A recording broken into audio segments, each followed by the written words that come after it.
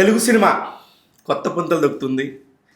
50 కోట్లు 100 కోట్లు అనే బడ్జెట్స్ వస్తూ ఉన్నాయి. ఆ నెంబర్స్ ఏంటంటేనే చాలా హ్యాపీగా ఉంది. ఇకపోతే కొత్త డైరెక్టర్ వచ్చాడు. ఆ కొత్త డైరెక్టర్ భవిష్యత్తుకి ఎన్ని పేజీలు రాస్తాడో తెలుగు సినిమాలో చాలా అద్భుతంగా అనిపించింది. ఆయనే రవి నంబూర్ గారు. చెన్నై లవ్ స్టోరీ అనే సినిమాతో ప్రేక్షకులందరికీ దగ్గరయ్యారు. ఆయనతో మాట్లాడదాం. Hi Ravi garu. Hi sir. Thank you sir. Congratulations అండి. Thank you so much sir. నాకు అసలు మిమ్మల్ని ఇంటర్వ్యూ చేస్తున్నాను అనగానే అసలు మీకు ఎన్ని రకాల ఆలోచనలు వచ్చి ఉంటాయి అనేది నేను రాత్రి నుంచి ఆలోచిస్తూ ఉన్నాను. సో హ్యాపీ అండి. Thank you sir. Chennai love story అనే టైటిల్ దగ్గర నుంచి ఇప్పటి వరకు మీ జర్నీలో ఎన్నో చూసుంటారు సార్. అంటే ఒక కొత్త ప్రపంచంలోకి ఎంటర్ అయ్యారేమో. ఇప్పుడు సినిమా తీయటం అనేది ఒక డ్రీమ్. ఆ డ్రీమ్ నుంచి మళ్ళీ సినిమా రిలీజ్ దాకా అదొక పార్శ్వం అయితే, దాని తర్వాత ఇప్పుడు దాకా జరిగినవన్నీ కూడా ఇంకొక లేయర్ ఇది. ఈ లేయర్ని మీరు ఎక్స్పెక్ట్ చేసి ఉంటారు. ఎక్స్పెక్ట్ చేయలేదు. అదే చేయలేదు. ఎలా అనిపిస్తుంది సార్ అసలు? ఏంటి అసలు మిమ్మల్ని మీరు ఆలోచించుకుంటే మీకేమనిపిస్తుంది? అంటే ఆ టైంలో ఉంది సార్. ఇప్పుడు ఇప్పుడు ఇప్పుడు ఇప్పుడు ఇప్పుడు ప్రశాంతంగా సార్. ఇప్పుడు సెటిల్ అయింది సార్. కొంచెం ప్రశాంతంగానే ఉంది ఇప్పుడు. లాస్ట్ 2 days నుంచి కొంచెం వెరీ నార్మల్ జోన్లో వచ్చాం మళ్ళీ. అదే సో 1 week రెస్ట్ తీసుకుంటే ఇంకా సెటిల్ అవుద్ది. ఇప్పుడంతా హ్యాపీ సార్. చాలా బాగుంది సార్. Very nice sir. మిమ్మల్ని చూసే కళ్ళు మారినాయా సార్? అంటే ఏమో సార్, అంటే నేను అంతలా చూడను అవతల వాళ్ళ కళ్ళు. వాళ్ళు ఎలా మనల్ని చూస్తున్నారు అనేది చూడను, కానీ కొంత చేంజ్ అయితే ఉంటుంది సార్. అంటే అయితే అర్థమవుతుంది కదా సార్. కొంత చేంజ్ అయితే ఉంటుంది. బట్ అంటే ఇప్పుడు ముందు నుంచి బాగా చూసేవాళ్ళు బాగానే చూస్తారు. సో కొంత చేంజ్ అయితే ఉంది సార్. అంటే మీ స్టఫ్ తెలిసిన వాళ్ళు చాలా తక్కువ మందే ఉంటారు. అంతే. మీరు ట్రావెల్ చేసిన వాళ్ళు, మీతో పాటు ఉన్నవాళ్ళు, మీ గురించి తెలిసిన వాళ్ళు, మీ రైటింగ్ తెలిసిన వాళ్ళకి తెలిసింది. మాలాంటి వాళ్ళకి ఏం తెలిసింది? తెలియదు కదా. అప్పుడు మా కళ్ళల్లో ఓ రవి నంబూర్ గారు Chennai love story director, successful director అనేది ఉంటుంది. మేము కూడా చూస్తుంటాం కదా సార్. సంవత్సరానికి 250 సినిమాలు వస్తూ ఉంటాయి. ఎంతోమంది అందులో మా అయితే 10 మందే కొత్త డైరెక్టర్లు కాకుండా ఉంటారు. మిగతా దాదాపు 90% కొత్త డైరెక్టర్లు ఉంటారు కదా. వాళ్ళందరూ ఆలోచన విధానం నాకు అలా అనిపించేది అనమాట. అసలు మీ దగ్గరికి వచ్చినప్పుడు ఈ మధ్యకాలంలో ఇంత పెద్ద సక్సెస్లు, ఇంత పెద్ద మార్కెటింగ్ స్ట్రాటజీలు జరగట్లేదు. మీ విషయంలో జరిగింది. ఇదంతా ఒక మిరకిలే. 23 సాయంత్రం 6 o'clock షోలు అండి. అప్పుడు మీ మానసిక పరిస్థితి ఏంది? యాక్చువల్లీ ఫస్ట్ షో అయిన తర్వాత చాలా బాగుండేది. ఫస్ట్ షో యునానిమస్ రెస్పాన్స్ ఉందంతా. అదే ఫస్ట్ హాఫ్ అయిన తర్వాత. So second half first half an hour కొంచెం భయపెట్టింది. అంటే ఫస్ట్ హాఫ్ అన్ అవర్ అసలు ఎవరు రియాక్ట్ అవ్వట్లేదు. అంటే అది వాళ్ళకి షాక్లో ఉన్నారా, లేకపోతే వాళ్ళకి ఏం అర్థం అవ్వట్లేదా, లేకపోతే తీసింది అంటే ఫస్ట్ హాఫ్ తీసి నేనే కదా, సెకండ్ హాఫ్ కూడా తీసే అదే కాన్ఫిడెన్స్తో తీసే సెకండ్ హాఫ్ కూడా. ఎందుకు ఏంటి అనేది అర్థం కాలేదు. మాకు కూడా 2 days టైం పట్టింది. అంటే ఫస్ట్ ప్రీమియర్స్ అప్పుడు సెకండ్ షోలో జనాల రియాక్షన్స్ అర్థం కావడానికి, దాన్ని అనాలిసిస్ చేయడానికి ఒక 2 days 3 days టైం పట్టింది. ఆ రోజైతే షాక్లో ఉన్నాం సార్. అంటే షాక్ కన్నా అది ఎలా చెప్పాలి అంటే భయం స్టార్ట్ అయింది. బట్ ఎక్కడో చిన్న కాన్ఫిడెన్స్ ఉంది. అంటే ఆడియన్స్ అంటే నేను తర్వాత ఎవరో ఒక ఇన్స్టాగ్రామ్లో ఒకరితో మాట్లాడుతుండగా, ఆయన ఒక డాక్టర్ అని సార్, ఆయన నాతో ఒక మాట అన్నారు. 3 రోజుల తర్వాత ఎవరి కాలు అనలైజ్ చేసుకుంటున్నాం, ఎందుకు సెకండ్ హాఫ్ ప్రీమియర్లో అలా అనిపించుండొచ్చు. అఫ్కోర్స్ కొంతమంది ట్విట్టర్లో వాటిల్లో కొంతమంది కావాలని చేసిన పబ్లిసిటీ అవన్నీ ఉన్నాయి, నెగిటివ్ పబ్లిసిటీ, అది పక్కన పెడితే. సో ఆయన ఏం చెప్పాడంటే, ఫస్ట్ హాఫ్ ఇంటర్వెల్లో ఏదైతే ఇంటర్వెల్లో జరిగిన సీక్వెన్స్ ఏదైతే ఉందో అది షూట్ చేసిన విధానం అండ్ ఆ బ్యాక్గ్రౌండ్ స్కోర్ అండ్ ఆ సీన్ తాలూకు ఇంపాక్ట్ ఏదైతే ఉందో అది హ్యూమన్ బ్రెయిన్కి తీసుకొని ప్రాసెస్ చేసి దాని నుంచి బయటకు రావడానికి 40 minutes టైం పడుతుంది సార్. అంటే జనరల్లీ మనం ఏదైనా యాక్సిడెంట్స్ బయట మన రియల్ లైఫ్ ఇన్సిడెంట్స్ యాక్సిడెంట్స్ ఇలాంటివి చూస్తున్నప్పుడు, ఒరిజినల్గా మన కళ్ళతో చూసినప్పుడు అది బ్రెయిన్ తీసుకోవడానికి టైం పడుతుంది. ఒక 40 minutes టైం పడుతుందంట. ఆయన ఏమన్నాడంటే దాని నుంచి బయటకు వచ్చేసరికి సగం సెకండ్ హాఫ్ అయిపోయింది. కానీ బ్యూటిఫుల్ అనాలిసిస్ అండి. ఎందుకంటే మనం కూడా ఎప్పుడన్నా గట్టి దెబ్బ తగిలినప్పుడు మనకు తెలియదు అది అంత పెద్ద దెబ్బ అనేది. ఎవరన్నా చూసేవాడికి తెలిసింది, కానీ ఆ దెబ్బ పడ్డోడికి తెలియదు. అవును. టైం పడుతుంది. అవును. అవును. ఆ తర్వాత అది ఎంత పెద్దది, అది ఎదిగిందా, కుట్లు పడతాయా, ఏంటి అనేది అప్పుడు తెలిసింది. అదే ఆయన ఫస్ట్ సేమ్ ఎగ్జాక్ట్లీ ఇంటర్వెల్ బ్యాంగ్కి నేను షాక్ అయ్యాను. నేను అసలు బాబోయ్ అనుకుని మైండ్ అసలుకి అవును. ఇలా అయిపోయింది. ఇప్పుడు ఎలా డ్రైవ్ చేస్తాడు డైరెక్టరు?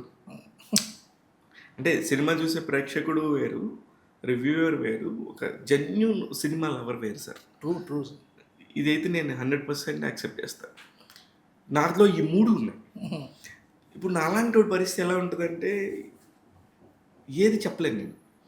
నేను కూడా ఒక షాక్‌లో ఉన్నాను. కానీ నా ఈ షాక్‌కి సమాధానం ఇప్పుడు మీరు చెప్పారు. I'm so happy. Yeah! 3 days తర్వాత ఆయన చెప్తే కరెక్ట్. అంటే మేము చేసింది ఒక అంటే తప్పు అంటే ఇప్పుడు పోస్ట్ మార్టంలో అనిపించేది ఏంటంటే జనాలు ప్రిపేర్ చేయలేదు సార్. సెకండ్ హాఫ్ ఇలా ఉండబోతుంది అనేది మేము ప్రిపేర్ చేయలేదు. ఎగ్జాక్ట్లీ. సో మేము వేసిన ట్రైలర్‌లో ఆ షాక్ వాల్యూ ఉండాలని అందరం ఫీల్ అయ్యాం. ఇంటర్వెల్‌లో జనాలు ఖచ్చితంగా షాక్ అవ్వాలి. అదయ్యారు. సెకండ్ హాఫ్‌లో సర్ప్రైజ్ అవ్వాలనుకున్నాం. అది మా ప్రీమియర్‌కి మేమయ్యాం సర్ప్రైజ్ కొంతవరకు. బట్ అంటే ఎప్పుడైతే ఇంకా సెకండ్ అంటే మేము ఏం చేసినా ప్రీమియర్ వరకే సార్. ప్రీమియర్ అంటే మొదట ఆట పడే వరకే. ఆ తర్వాత నుంచి అందరికి సార్ అది తెలిసిపోద్ది. అది మనం ఫుడ్ ఆపలేం. పెట్టేయడం సార్. ఇంకా అంతే. అయిపోయింది. ఇంక దాన్ని తర్వాత మనం ఆపలేం. మేమేంటి ప్రీమియర్ షో అదే ఫస్ట్ షో ఎక్కడైతే పడుతుందో సో ఆ షోకి ఆడియన్స్ థ్రిల్ అవుతారు. నెక్స్ట్ నుంచి వచ్చే వాళ్ళందరూ కొంచెం థ్రిల్ తగ్గుద్ది అనుకున్నాం. ఎందుకంటే తెలిసిపోద్ది కదా, ఫ్యాక్టరీ ఏదైతే ఉందో తెలిసిపోద్ది కదా. కానీ రివర్స్ అయింది అది. ఫస్ట్ మేము షాక్ అయ్యాం. తర్వాత నుంచి ఆడియన్స్ అంటే వాళ్ళు తెలిసి వచ్చి సెటిల్ అయ్యి కూర్చోవడం వల్ల నెక్స్ట్ డే నుంచి వచ్చిన ఆడియన్స్ ఎవరైతే ఉన్నారో వాళ్ళు ప్రిపేర్డ్గా చూడడం వల్ల they enjoy the second half also. కానీ నాకు అర్థం కానిది ఏంటంటే ఇప్పుడు అది ఎవరు కూడా మాట్లాడలేదు సార్. అది ఒక బ్యూటీ. అంటే సినిమా స్పాయిలర్స్ అది ఇది అంటారు కానీ నిజంగా కూడా ఎవరు స్పాయిల్ చేయలేదు. చేయలేదు. మ్యాక్సిమం ఎక్కడా కూడా ఎవరన్నా పర్సనల్గా ఫ్రెండ్స్తో చెప్పుకున్నారేమో కానీ ఎక్కడా కూడా బయటికి రాలేదు. ఎందుకో అక్కడ కొంచెం రెస్పెక్ట్ అనిపించింది మన మీడియా వాళ్ళందరూ కూడా. మీడియా వాళ్ళు అయితే అసలు ఎక్కడ ఎవరు రివ్యూ ఇచ్చినప్పుడు కూడా ఒక్క స్పాయిలర్ కూడా ఇవ్వలేదు. అంటే స్పాయిలర్ ఇస్తే ఈ సినిమానే లేదు సార్. అందుకని నాకు కూడా అనిపించింది. కానీ నాకు సినిమా తర్వాత రోజు సక్సెస్ మీట్ అని మన వాళ్ళు ఉంటారు కదా, మన ప్రమేయం అప్పుడు పెట్టినప్పుడు రాత్రికి రాత్రి మేము సినిమా కట్ చేసాం, ఎడిట్ చేసాం. అది ఎవరికి తెలియదు అని సాయిరాజ్ గారు మా ప్రొడ్యూసర్స్కి కూడా తెలియదని ఒక స్టేట్మెంట్ ఇచ్చారు. అది నిజమండి? అంటే సార్ కట్ చేయడం అంటే అది లెంత్లు వైజ్ సెన్సార్కి ఏదైతే సబ్మిట్ చేసామో అదే ఉంది సార్. బట్ మేము బ్యాక్గ్రౌండ్ స్కోర్స్ వైజ్ అండ్ ఆ స్పీడ్ పెంచాం అనమాట. సో అంతే, పేస్ పెంచాం. అంటే మాకు టైం దొరకలేదు సార్. లాస్ట్ మినిట్లో కాపీ బ్యాక్గ్రౌండ్ స్కోర్ అయిన తర్వాత చూసుకునే టైం దొరకలే. అంటే 24th రిలీజ్ చేయాలని అందరం గట్టిగా కూర్చున్నాం. సో దానివల్ల టైం దొరకలే. అది దొరుకుంటే ముందే చేసేవాళ్ళం. సో దొరక్క ప్రీమియర్లో ఏదైతే చూసామో ప్రీమియర్లో పూర్తిగా కూడా చూడలే. అంటే ఆ స్క్రీన్ తిరుగుతున్నాడు. ప్రసాద్లో అన్ని స్క్రీన్లు మనవే కదా. సో అక్కడ ఎలా ఉంది, ఇక్కడ ఎలా ఉంది, అక్కడ సౌండ్ పెంచండి, ఇక్కడ సౌండ్ పెంచండి, దానికే అయిపోయింది. సో ఆ రోజు చూసుకున్న తర్వాత అనిపించిన ఫ్లాస్ ఏవైతే ఉన్నాయో అవి కరెక్ట్ చేయించాం. కాదు సార్, నాకు అర్థం కాని ఏంటంటే ఒక సినిమాకి 2 సంవత్సరాల టైం ఉంటుంది. అర్థం కాదు. ఒక సినిమాకి ఇప్పుడు మీరే డైరెక్టర్ 2 years మీకు టైం ఉండింది. ఆ 2 yearsలో చేయలేని ఎంత ఈ 2 daysలో ఎలా చేస్తారు సార్? అంటే అది ప్రతి ఫిల్మ్ మేకరు, ప్రతి ప్రొడ్యూసరు అనుకుంటారు సార్. ఇప్పుడు కూడా నిన్న కూడా నేను ఎస్కే అన్న కూర్చొని మాట్లాడుకుంటూ నెక్స్ట్ సినిమాకి మనం ఈ సినిమాకి నేర్చుకున్న ఫస్ట్ గుణపాఠం ఏంటంటే షూటింగ్ ఎట్టి పరిస్థితుల్లో మన రిలీజ్ డేట్కి 3 నెలల ముందే షూటింగ్ కంప్లీట్ అయిపోవాలి. పోస్ట్ ప్రొడక్షన్కి we should spend enough time అని అనుకున్నాం అందరం. బట్ ఏంటంటే బేబీకి కూడా ఇదే అనుకున్నాను. ఇది మీరు చెప్తుంటే నాకు నవ్వు వస్తుంది. బేబీకి కూడా ఇదే అనుకున్నాను. ప్రతి సినిమాకి సేమ్ టీమ్ బేబీకి కూడా. కాకపోతే అప్పుడు రాజేష్ గారు డైరెక్టర్, నేను ఆయనకి జస్ట్ హెల్ప్ చేస్తున్నాను అనమాట. అప్పుడు కూడా ఇవే టెన్షన్స్ ఇవే.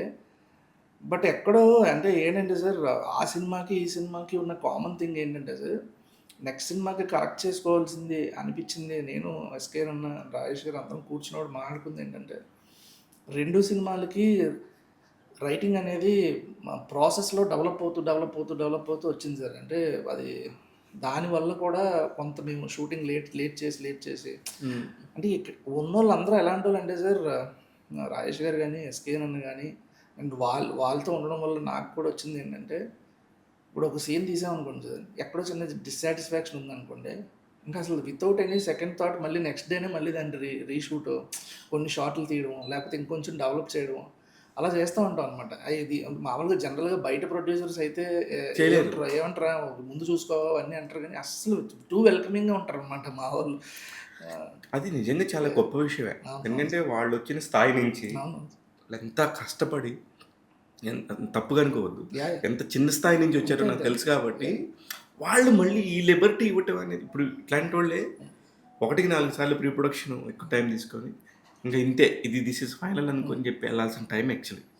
కానీ వాళ్ళు ఎంత లిబరల్గా డైరెక్టర్కి ఇస్తున్నారు అంటే నిజంగా అప్రిషియేట్ చేయాల్సిన విషయం. అవును సార్, అవును సార్. ఎక్కడో ఎక్కడో నమ్మారు సార్, నమ్మడం వల్ల బట్ వాళ్ళకి ఆ ప్రాక్టీస్ ఉందంటున్నాను సార్. అంటే ఫిల్మ్ అనేది it's not an easy medium అనేది వాళ్ళకి అంటే మనం ఏదో కొడితే ఫ్లూక్లో వెళ్ళిపోద్రా అనే రోజులు లేవు కదా సార్. అందులో ఇప్పుడు అయిపోయింది అవన్నీ.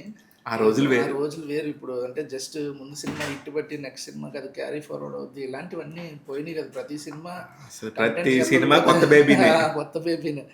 సో వాళ్ళకి తెలుసు, సో ఎక్కడ మనం కాంప్రమైజ్ అవ్వకూడదు అనేది తెలుసు. సో దానివల్లే తీసుకున్న కేరే సార్ అంతే. నాకు అర్థం కాదు ఏంటంటే, ఇప్పుడు ఒక కమర్షియల్ హీరో అంత కాదనుకున్నా ఈ రేంజ్ హీరోస్లో is the one of the best hero అండి. అవును. అతను టోన్ డౌన్ చేశారు. నాకు ఈ సినిమాలో నాకు ఎంత నచ్చిందంటే పర్ఫార్మెన్స్ ఓన్లీ స్టీఫెన్ శంకర్ అనే క్యారెక్టర్ మాత్రమే కనబడింది. Thank you sir. అసలు నేను థరోలీ ఎంజాయ్డ్ దట్.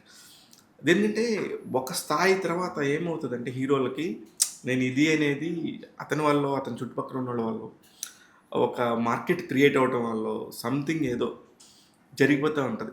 కానీ దాన్ని టోన్ డౌన్ చేసి నీ క్యారెక్టరే ఇంత, ఈ క్యారెక్టర్కి ఇంతే అనేది మాత్రం చెప్పటం, దాన్ని ఆయన యాక్సెప్ట్ చేయటం బాగా నచ్చింది. అవును సార్.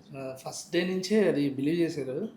అంటే అతనికి ఎక్కడో కా సినిమా తర్వాత ఆయనకి అంటే ప్రతి హీరోకి ఒకటి ఉంటుంది కదా సార్, నెక్స్ట్ 2-3 ఫిల్మ్స్ ఇలాంటి క్యారెక్టర్ ఇలాంటి జానరా ఫిల్మ్స్ చేద్దాం ఉంటుంది కదా. ఆయనకి బ్రెయిన్లో లవ్ స్టోరీ చేద్దాం ఉందంట ఆ టైంకి. సో ఆ టైంకి మేము వెళ్ళాం. అండ్ క్యారెక్టర్ కూడా ఆయనకు చాలా బాగా నచ్చింది అనమాట. అంటే ఆయన చేయలే ఇప్పటి వరకు అంత సెటిల్డ్ క్యారెక్టర్ చేయలేదు. సో రాజావారి రాణిగారిలో చేశారు, కానీ టూ ఇంట్రోవర్టెడ్ క్యారెక్టర్ అది. సో అల్లరగా ఉండే క్యారెక్టర్ కాదు, అది వేరు కదా. అసలు అప్పుడప్పుడు హోప్ కూడా లేదు కదా. హూ ఎవరికి అతను ఎవరు? అవును, రాజావారు రాణివారు ఆర్టిస్ట్. అవును సార్. సో ఆయన కూడా ఛాలెంజింగ్గా ఉండే. ఫస్ట్ 2 days కాన్స్టెంట్ రీచెక్ చేసుకుంటూ ఉండేవారు అనమాట నాతో. అన్న నువ్వు హ్యాపీనా, నీకు కరెక్ట్గానే వస్తుందా, ఎందుకంటే నేను నిన్ను నమ్మే వెళ్ళిపోతున్నా. ఎందుకంటే ఆయన ఆ పక్క కీరాంప్ చేసి సెట్ నుంచి ఇక్కడికి వచ్చేవారు సార్. ట్రాన్స్ఫర్మేషన్ దారుణంగా ఉంటుంది కదా అక్కడి నుంచి. అది దానికి సంబంధం ఉండేది. సో నువ్వు కాన్ఫిడెంటా అని ప్రతిసారి రీచెక్ చేసుకుంటూ ఉండేవారు. ఒక 5 days టైం పట్టింది సార్. అంటే క్యారెక్టర్లోకి రావడానికి 5 days టైం పట్టింది. అంటే టైం పట్టడం అంటే జస్ట్ ఆయనకి నాకు సింక్ కుదరడానికి ఒక 5 days టైం పట్టింది. తర్వాత నుంచి అసలు అప్పుడప్పుడు ఆయన నన్ను కరెక్ట్ చేస్తుండేవారు. ఇది కరెక్ట్ కాదేమో స్టీవెన్ శంకర్ చేయడం, ఒకసారి ఆలోచించుకోవాలి. నేను కూడా ఒకసారి ఆలోచించి కరెక్ట్ అయినా ఎలాగే చేద్దాం. నాట్ ఈవెన్ కిరణ్ గౌరీ కూడా అంతే. So deal lived in their characters. Of course.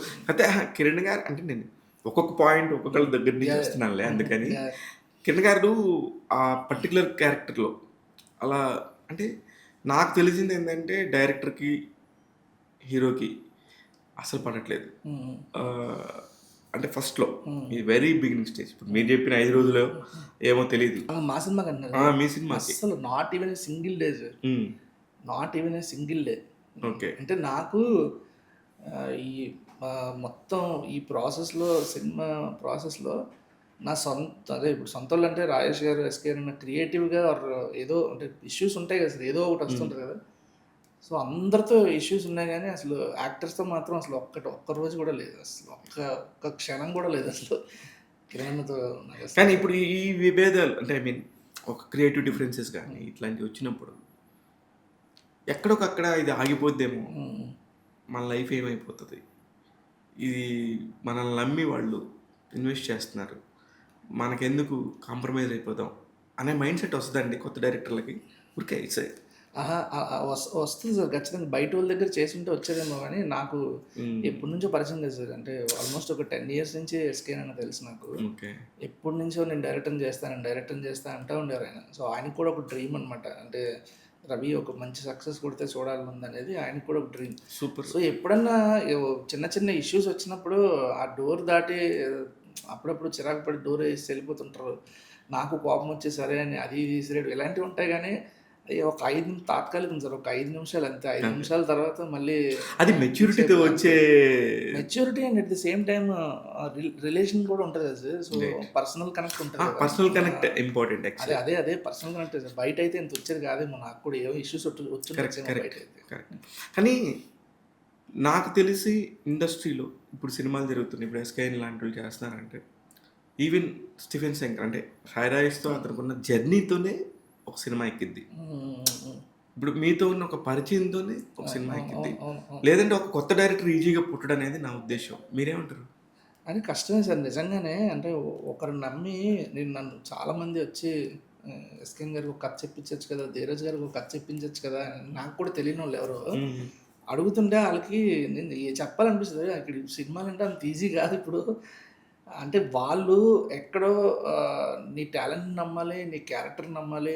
At the same time వీడి కెరీర్ గురించి ఎంత ఆలోచిస్తున్నాడో నా గురించి కూడా అంతే ఆలోచిస్తాడని ఆళ్ళు అనుకోవాలి. అప్పుడే వస్తది yeah! Sir. This is the mutual concern actually. Mutual concern. అంత ఈజీ విషయం కాదు సార్. అంటే అది అది అది అసలు అర్థం కాకుండా హ్మ్. జనాలు వచ్చేసి వాడు మీకు తెలుసు, వీడు మీకు తెలుసు, అదే. వీళ్ళు ఇటు చేయండి, అలా చేయండి అని చెప్పి మనకు ఆర్డర్ చేస్తుంటారు.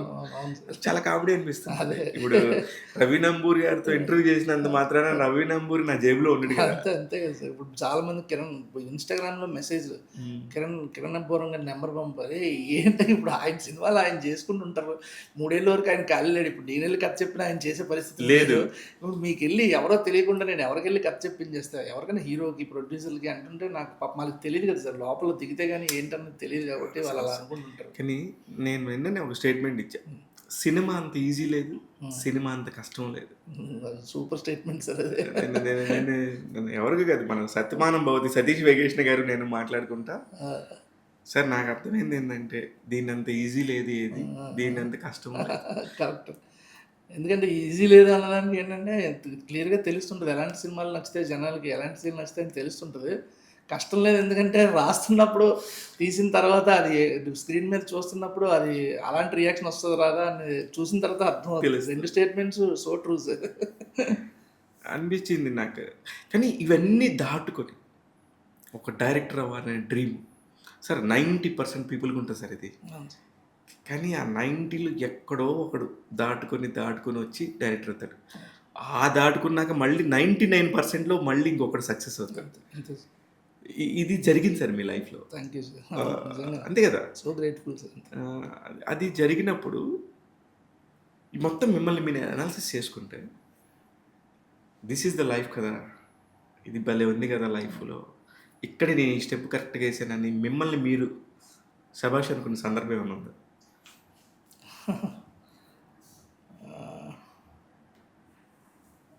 2019లో అనుకుంటా సార్ పెళ్ళయింది. మా వైఫ్ కొత్తగా లైఫ్‌లోకి వచ్చింది. వచ్చిన తర్వాత ఎలా ఉంటది, వాళ్ళకి అసలు సినిమాలంటే ఏంటి తెలీదు. ఎక్కడో వైజాగ్‌లో డిగ్రీ కాలేజ్‌లో చదువుకున్న వచ్చి ఇక్కడికి వచ్చినోళ్ళు వాళ్ళకి ఏం తెలుస్తది, ఏం తెలీదు కదా! అప్పటికి నేను రైటర్‌గా చేస్తా ఉండేవాడిని. అక్కడ చాలా తక్కువ వస్తుండేది రెమ్యునరేషన్. సో రెంట్‌లు కట్టడానికి ఆటిలకి సరిపోయేవి. ఆ టైంలో ఒకానొక టైంలో అనిపించింది ఎందుకొచ్చింది ఇయన్నీ. సాఫ్ట్‌వేర్ జాబ్ చేసేవాడిని సార్ ముందు. మానేసి మంచి ప్యాకేజ్ మానేసి వచ్చా. జస్ట్ జాబ్ నచ్చక వచ్చేసా. ఎందుకొచ్చింది ఇయన్నీ హ్యాపీగా ఎళ్లి జాబ్ చేసుకుందామా అని అనిపించింది. బట్ ఎక్కడో తను అంటే నా టాలెంట్ గురించి ఏం తెలియకపోవచ్చు గానీ ఈడు ఇంత నమ్ముతున్నాడంటే ఏదో ఉందిలే. ఎందుకు మీరు అలా అనుకోవడం, సరే కంటిన్యూ చేయండి అన్నప్పుడు బ్యాక్ స్టెప్ వేయకుండా కంటిన్యూ చేశా. మేబీ అదే ఏమో అనిపిస్తది. నిజమే సార్. Turning point. ఎందుకంటే మనల్ని మనం ఎంత నమ్ముతామో మన స్టామినా మనకు తెలిసిద్ది. మన పక్కన ఉన్నోళ్ళు నమ్మాలి. అవును. మనం ఎవరికైతే సమాధానం చెప్పాలో, మనం ఏ ఇంటికి గుడికి వెళ్తామో ఎవడైనా గుడికి వెళ్ళాల్సిందే. అది అంబానీ అయినా ఎవడైనా ఎవడైనా ఆ టయానికి ఇంటికి వెళ్ళాల్సిందే. వాళ్ళు సపోర్ట్ చేయాలి సార్. ఆ విషయంలో మీకు నిజంగానే లక్కీ 2019లో Yeah, yeah. ఆ విషయంలో 2019లో మీ ఇంట్లోకి ఎంట్రీ ఇచ్చిన అమ్మాయి వల్ల. అదే. Yeah, yeah. ఇకపోతే ఈ కథకు వద్దాం సార్. Done, sir. ఈ కథలో మీరిప్పుడు ఆలోచిస్తే ఆడియన్స్ ఒకసారి బయటికి వెళ్ళిపోయినాక ఒక్కొక్కళ్ళ ఒపీనియన్ ఒక్కొక్కలాగా చెప్తున్నప్పుడు ఒరే మనం ఇలా ఆలోచించలేదు వీడు భలే ఆలోచించాడు అనే సందర్భాలు వస్తాయి మీకే. చాలా సార్ అసలు అంటే దాని గురించి ఒక ఇంటర్వ్యూ చేయవు అసలు. అదే అంటే టూర్ వెళ్ళడం చాలా మంచిదైంది సార్ నాకు. నేను ఏ ఫీలింగ్లో ఉన్నా అంటే ఫస్ట్ హాఫ్ యునానిమస్ రెస్పాన్స్ ఉంది, సెకండ్ హాఫ్లో కొన్ని తప్పులు చేసాం, అవి బయటికి వెళ్ళిపోయింది కాబట్టి ఇప్పుడు కరెక్ట్ చేసుకోలేను. సో నెక్స్ట్ టైం ఇలాంటిది రిపీట్ చేయకూడదు. సో ఏవే తప్పులు చేసామని ఒక అనాలిసిస్ చేసుకొని నోట్ ప్యాడ్లో ఎందులో రాసుకుంటాను సార్. జస్ట్ బార్డర్ దాటి అల్పక్క అలా వెళ్ళాం సార్. ఆంధ్ర టూర్కి వెళ్తుంటే అక్కడ సెకండ్ హాఫ్ చాలా బాగుంది అంటే మొదలుపెట్టారు. ఫస్ట్ హాఫ్ కథ ఏం లేదు అసలు. ఫస్ట్ హాఫ్ మూమెంట్స్ మీద వెళ్ళిపోయారు మీరు. ఆ మూమెంట్స్ అన్నది మాట్లాడుతున్నారు సార్. ఎంత బ్యూటిఫుల్. శ్రీకాకుళంలో మేము పైకి ఎక్కి గౌరీ అండ్ కిరణ్ అన్న పైన మాట్లాడుతుంటే నేను పక్కన నిల్చొని ఉన్నా. ఒకడెవడో వచ్చి చెప్తున్నాడు అనమాట, సెకండ్ హాఫ్ అదిరిపోయింది, సెకండ్ హాఫ్ కోసమే నేను మూడోసారి చూస్తున్నా సినిమా అన్నాడు. నాకు అర్థం కాలేదు. నాకు కూడా అర్థం కాలేదు ఏం నచ్చింది సెకండ్ హాఫ్లో అంటే, సెకండ్ హాఫ్లోనే కదా కథ ఉంది. ఫస్ట్ హాఫ్లో ఏముంది, మూమెంట్స్ మాత్రమే ఉన్నాయి ఫస్ట్ హాఫ్లో. సెకండ్ హాఫ్లోనే కదా కథ ఉంది. వాడు ప్రిపేర్ అయ్యి వెళ్ళాడు అంటే వాడు సెకండ్ హాఫ్లో ఏదైతే పాయింట్ ఉందో వాడికి తెలుసు అంట ముందే. సో అది వాడు ప్రిపేర్ అయ్యి వెళ్ళడం వల్ల ఏంటో వాడు నోట్ చేసి మరీ చెప్తున్నాడు సార్ ప్రతి సీన్. థియేటర్లో 8 years పిల్లాడి నుంచి 13 years పిల్లాడు ప్యాన్ చేస్తావు, 13 years నుంచి పక్క వస్తే స్టీవెన్ శంకర్ ఏడుస్తూ ఉంటాడు. ఆ షార్ట్ కోసం నేను 2 సార్లు వచ్చే సినిమా కన్నా నాకు అర్థం కాలే. అంటే ఇంత డైవర్స్ ఒపీనియన్స్ మనకి ఎలా అంటే ఒకప్పుడు రివ్యూ అంటే వీళ్ళే చెప్పాలి వీళ్ళే చేయాలి అనేది ఉండేది సార్. ఇప్పుడు అలా లేదు. ఇప్పుడు మనం ఎన్ని టికెట్లు తెగితే అన్ని రివ్యూలే. అంతే ఎవరి ఒపీనియన్ వాళ్ళది. మేము అంటే నేను పెద్దోళ్ళు ఫ్యామిలీస్కి నచ్చుద్ది అని ఎక్స్పెక్ట్ చేశాను, కానీ ఏం సార్ 70 years 65 years ముసలోళ్ళు వచ్చి సినిమాలు చూస్తున్నారు. వాళ్ళతో కిరణ్ అన్న మొన్న ఎక్కడో దగ్గర మాట్లాడుతుంటుంటే వాళ్ళు చనిపోయిన వాళ్ళు గుర్తొచ్చారు నాకు, వాళ్ళ కోసం వచ్చాను నేను సినిమాకి. మా కోడలు వచ్చి కథ చెప్పింది, కథ చెప్తుంటే ఆవిడ వేరేలా కనెక్ట్ అయింది సినిమాకి. అంటే ఎవరి పాయింట్ ఆఫ్ వ్యూ వాళ్ళది. సో నేనేం నమ్ముతా అంటే నాకు తర్వాత అర్థమైంది ఏంటంటే ఫస్ట్ హాఫ్ అందరికీ వెరీ హ్యాపీగా లైవ్లీగా వెళ్ళిపోయింది. సెకండ్ హాఫ్ డిస్కషన్ పాయింట్ అవ్వడానికి రీజన్ అదేనేమో సార్. ఒక్కొక్కరు వాళ్ళ పర్స్పెక్టివ్లో వాళ్ళు చూస్తున్నారు. అంటే కొంతమంది నిజంగానే నమ్ముతారు సార్. అవును సార్. ఇప్పుడు ఇక్కడ సందర్భం వచ్చింది కాబట్టి మాట్లాడుతున్నాను. మా ఫాదర్ 91 December 6th చనిపోయారు సార్. అంటే 35 years నియర్లీ. మా నాన్న 1 week ముందు నుంచి జాగ్రత్తగా చూసుకోండి మా ఇంట్లో వాళ్ళని అని చెప్తున్నాడంట. ఎవరు మా ఇంటి ఆపోజిట్లో ఉండే వాళ్ళతో పెద్దగా మాట్లాడుకోరు, వాళ్ళని పిలిచి చెప్తున్నాడంట. ఇదేంది ఇతను ఎలా చెప్తున్నాడు అని అనుకుంటా ఉన్నారు. 1 week తర్వాత ఆయన చనిపోయారు. చనిపోయిన తర్వాత వాళ్ళు వచ్చి చెప్తున్నారు, ఇలాగా చెప్పేవాళ్ళు ఇదేంటి మాతో అసలు ఎప్పుడు మాట్లాడు కదా, ఎందుకు ఇలా చెప్పాడు అనేది అర్థం కాలేదు, సంథింగ్ ఆయనకి ముందే హీ నోస్ సంథింగ్ అన్నప్పుడు ఇవన్నీ మిత్సే. యాక్చువల్లీ ఇప్పుడు నమ్మితే అంతే మనకు డైలాగ్లో ఉంది కదా, ఇది నమ్మిన వాడికి నమ్మని వాడికి అబద్ధం, నమ్మగలిగితే అదే అద్భుతం. నిన్న ఇంకొక రియాక్షన్ సార్, నా ఇండస్ట్రీలో బెస్ట్ ఫ్రెండ్ సందీప్ అని ఉంటాడు, నాకు తమ్ముళ్ళ అనమాట. సో తనకు తెలిసిన ఒక రైటర్ ఒకరెవరో చూసి తను కూడా సెకండ్ హాఫ్ అదిరిపోయింది సినిమా అది ఇది అని చెప్తూ తను ఒక ఎక్స్పీరియన్స్ షేర్ చేసుకున్నాడంట. నాకు థ్యాంక్స్ చెప్పమని మెసేజ్ పెట్టాడంట.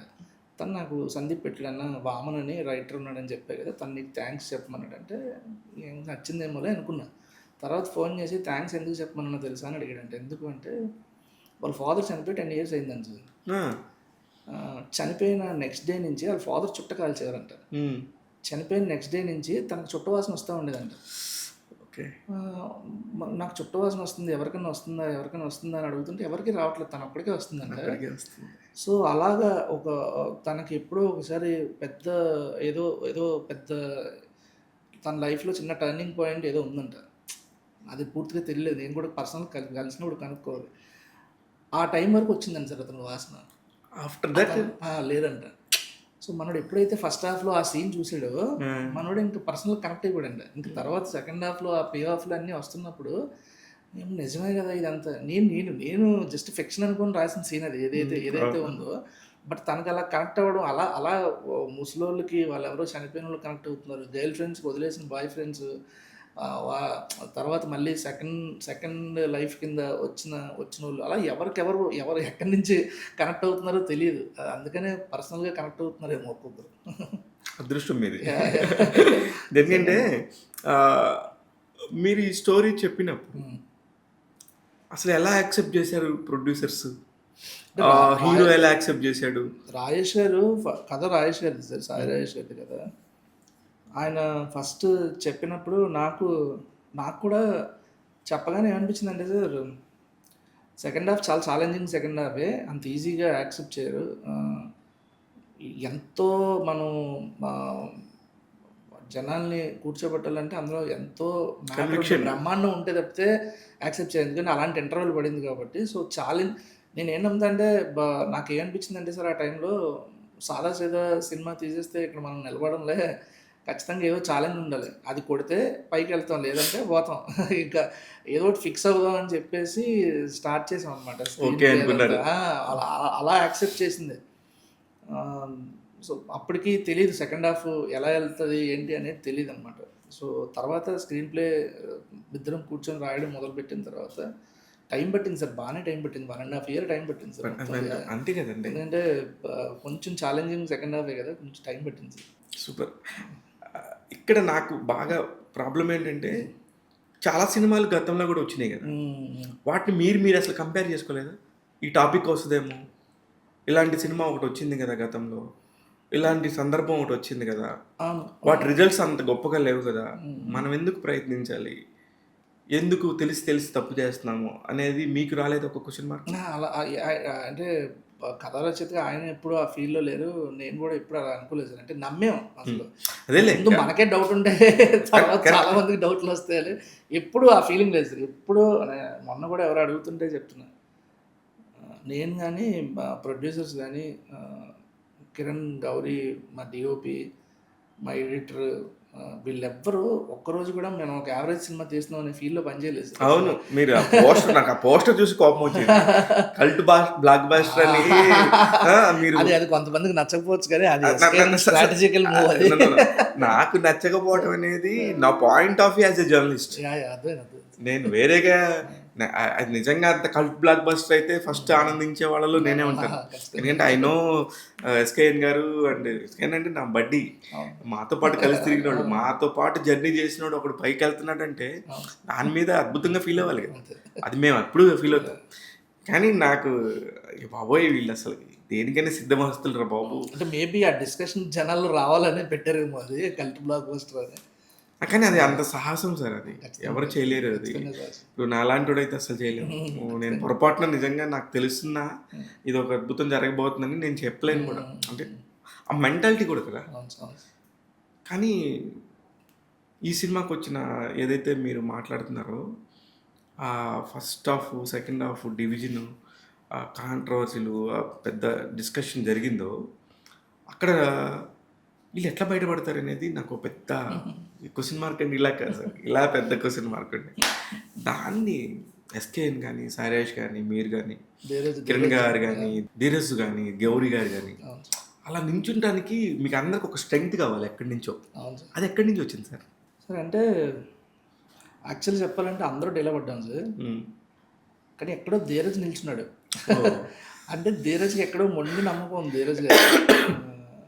నేనైతే ఏం అర్థం కాలేదు, వారం నుంచి నిద్ర ఒకట్లేదు.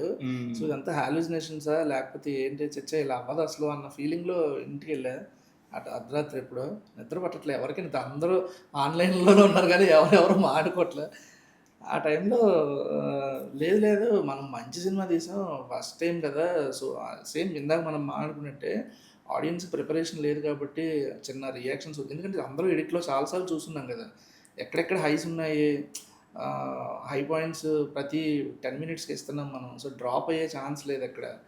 అండ్ మనం ఏవైతే సీన్లు అనుకున్నాం అవన్నీ వర్కౌట్ అయినాయి, అందరూ బయటకు వచ్చి చెప్తున్నారు, కానీ థియేటర్లో వాళ్ళ రియాక్షన్స్ అలా లేవంతే. సో దాని ఒక్కదానికి మనం భయపడాల్సిన అవసరం లేదు. సో మనం నిలబడదాం దీని మీద అని చెప్పి కానీ ధీరజ్ అదే ఎస్కేనన్న కూడా ఉంది. ఎస్కేనన్న ఏం వదిలేసే రకమేం కాదు, మొండిగటం. అమ్మో మా మొండోడు. కానీ ధీరజ్ అలా చెప్పేసరికి ఇంకా ధీరజ్ ఎస్కేనన్న నిలబడ్డారు సార్. అండ్ కిరణ్ అన్న కూడా అసలు ఎక్కడ వదలలే. ఆ రోజు నైట్ నుంచే ఎలా ఏం చేద్దాం దీన్ని, ఎలా మళ్ళీ ఏం చేద్దాం అని మొత్తం అందరం కూర్చొని డిస్కషన్స్ అవన్నీ చేసేది. కానీ ఎంత చేసినా సరే నిజంగా సినిమాల విషయం లేకపోతే ఖచ్చితంగా అది 100% ఎప్పుడేం చేయలేదు. ఎవడేం చేయలేరు.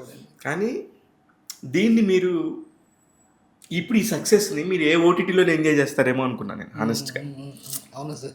నేను అనుకున్నది ఓటీటీకి వస్తే అది ఎంజాయ్మెంట్ కాదు సార్, అప్పటికే అందరూ అయిపోయేది, లైఫ్లో అయిపోయేవి అప్పటికే.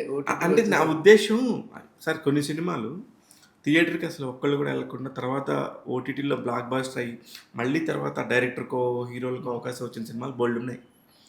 అవును సార్ అని నా ఉద్దేశం. అంతే, నేను నా ఉద్దేశమనే చెప్తున్నా. అదే అనుకున్నాను. కానీ ఆ నించున్న తీరుకు మాత్రం అందరికీ హ్యాట్స్ ఆఫ్ అంటే అందరికీ, ఫ్రమ్ అందరూ, చిన్న లేదు పెద్ద లేదు, ఈవెన్ యాక్టర్స్ అసలు ఆ సెకండ్ డే నుంచి లాస్ట్ మొన్న మేము ప్రమోషన్స్కి వెళ్ళి చేసి వచ్చినంత వరకు ఇద్దరికి అందరూ ఫేవర్లు సార్. ప్రొడ్యూసర్లు ఇక్కడ నుంచి రాలేని పొజిషన్, రాజేష్ గారికి full favour, SK full favour, అవును దేవరాజ్ గారికి ఫుల్ ఫేవర్. ఇక్కడ నుంచి బయలుదేరిన తర్వాత కిరణ్కి గౌరీకి ఇద్దరికి 103, 104 ఫేవర్స్. బా అసలు వెళ్తూ మధ్యలో ఎక్కడ ఆగుతున్నామో అక్కడ డాక్టర్ని కలిసేవారు. అంటే ఏ జంక్షన్లో ఆగుతున్నామో అక్కడ డాక్టర్ని మేనేజర్లు చెప్పి ఉంచితే అక్కడ వెళ్ళి ఇంజక్షన్ వేయించుకొని ట్యాబ్లెట్లు తీసుకొని కారులో పడుకొని అసలు మామూలు కష్టం కాదు సార్. అంటే ఒక్క థియేటర్ కూడా అన్న ఇంక ఓపిక లేదులే అన్న పాపం ఇద్దరు ఎవరు అనలే. గ్రేట్ నిజంగా. అదైతే మాత్రం నిలబడ్డారు సార్, అదైతే డౌట్ లేదు. అలా నిలబడకపోతే సినిమాలు ఉండవు సార్. అవును. ఈ రోజుల్లో ఒక్కడు బాగుందని లోపు 10 మంది బాగాలేదని చెప్తున్న రోజులు. అలాంటి రోజుల్ని నిలబెట్టుకోవాలంటే ఇలా ఉండాలి. ఇలా ఉంటేనే ఒక డైరెక్టర్ కానీ, హీరో కానీ, ప్రొడ్యూసర్స్ కానీ ఆ సినిమాలు నిలబడతాయి. వీళ్ళకే ఒక సినిమా అయిపోయే లోపు వీళ్ళకే కరెక్ట్గా ఉండవు. చాలా మంది గురించి మీకు తెలిసే ఉండొచ్చు. అలా లేనప్పుడు కష్టమైపోతుంది. మీరు ఈ విషయంలో మాత్రం 100% అదృష్టవంతులు. సినిమా ఎట్లాగో తీస్తాం, సో గ్రేట్ఫుల్. సినిమా ఎట్లాగో తీస్తారు. ఒక డైరెక్టర్ అవ్వాలనుకున్నాడు, అయినాక ఎట్లాగో తీస్తాడు. కానీ ఇలా జరగటం అనేది 99% అదృష్టం. అది మీకు దక్కిందని నేను చాలా గట్టిగా నమ్ముతున్నాను. ట్రూ సార్, నిజంగా నేను లైఫ్లో ఫస్ట్ టైం అదృష్టవంతుల్లో ఫీల్ అవుతున్నా.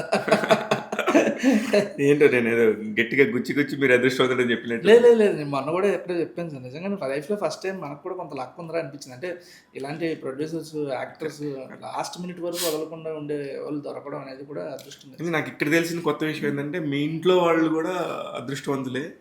వాళ్ళ వల్లే ఒకవేళ మీరు ఇక్కడ నించున్నారేమో అని అనిపిస్తుంది నాకు. ఖచ్చితంగా సార్, ఖచ్చితంగా అందులో అన్డౌటెడ్లీ సార్. ఇంట్లో సార్ ఈ రోజుల్లో అంటే ఎస్పెషల్లీ నేను మగాడన్న ఎందుకు మెన్షన్ చేస్తున్నా అంటే జనరల్లీ వర్డ్ బాగుంటుందని చెప్తున్నా.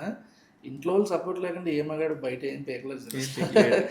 ఎంత మనం మొండి గట్టాలైనా ఏమనుకున్నా సరే ఎక్కడో దగ్గర బ్రేక్ డౌన్ అయిపోవాల్సిందే. అప్పుడు ఎవరో ఒకరి దగ్గర, అమ్మ దగ్గర, భార్య దగ్గర, ఫ్రెండ్ దగ్గర, ఎవరో ఒకరి దగ్గర వెళ్ళి ఆడాల్సిందే. లేకపోతే బయట మనం ఎదగలేము అండ్ నేను నిలదొక్కుకోలేను కూడా.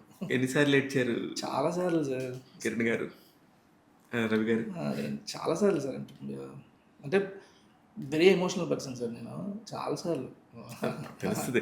మీ సినిమా చూస్తేను, మీ సినిమాలో డైలాగులు చూస్తేను, మిమ్మల్ని వ్యక్తిగతంగా చూస్తేను తెలుస్తుంది. చాలాసార్లు సార్. ఇప్పుడు ఈ లాస్ట్ 4 రోజుల నుంచి ఆడట్లేదేమో కానీ ముందు అంటే హ్యాపీనెస్కి ఏడ్చిన రోజులు ఉన్నాయి, బాధకి ఏడ్చిన రోజులు ఉన్నాయి.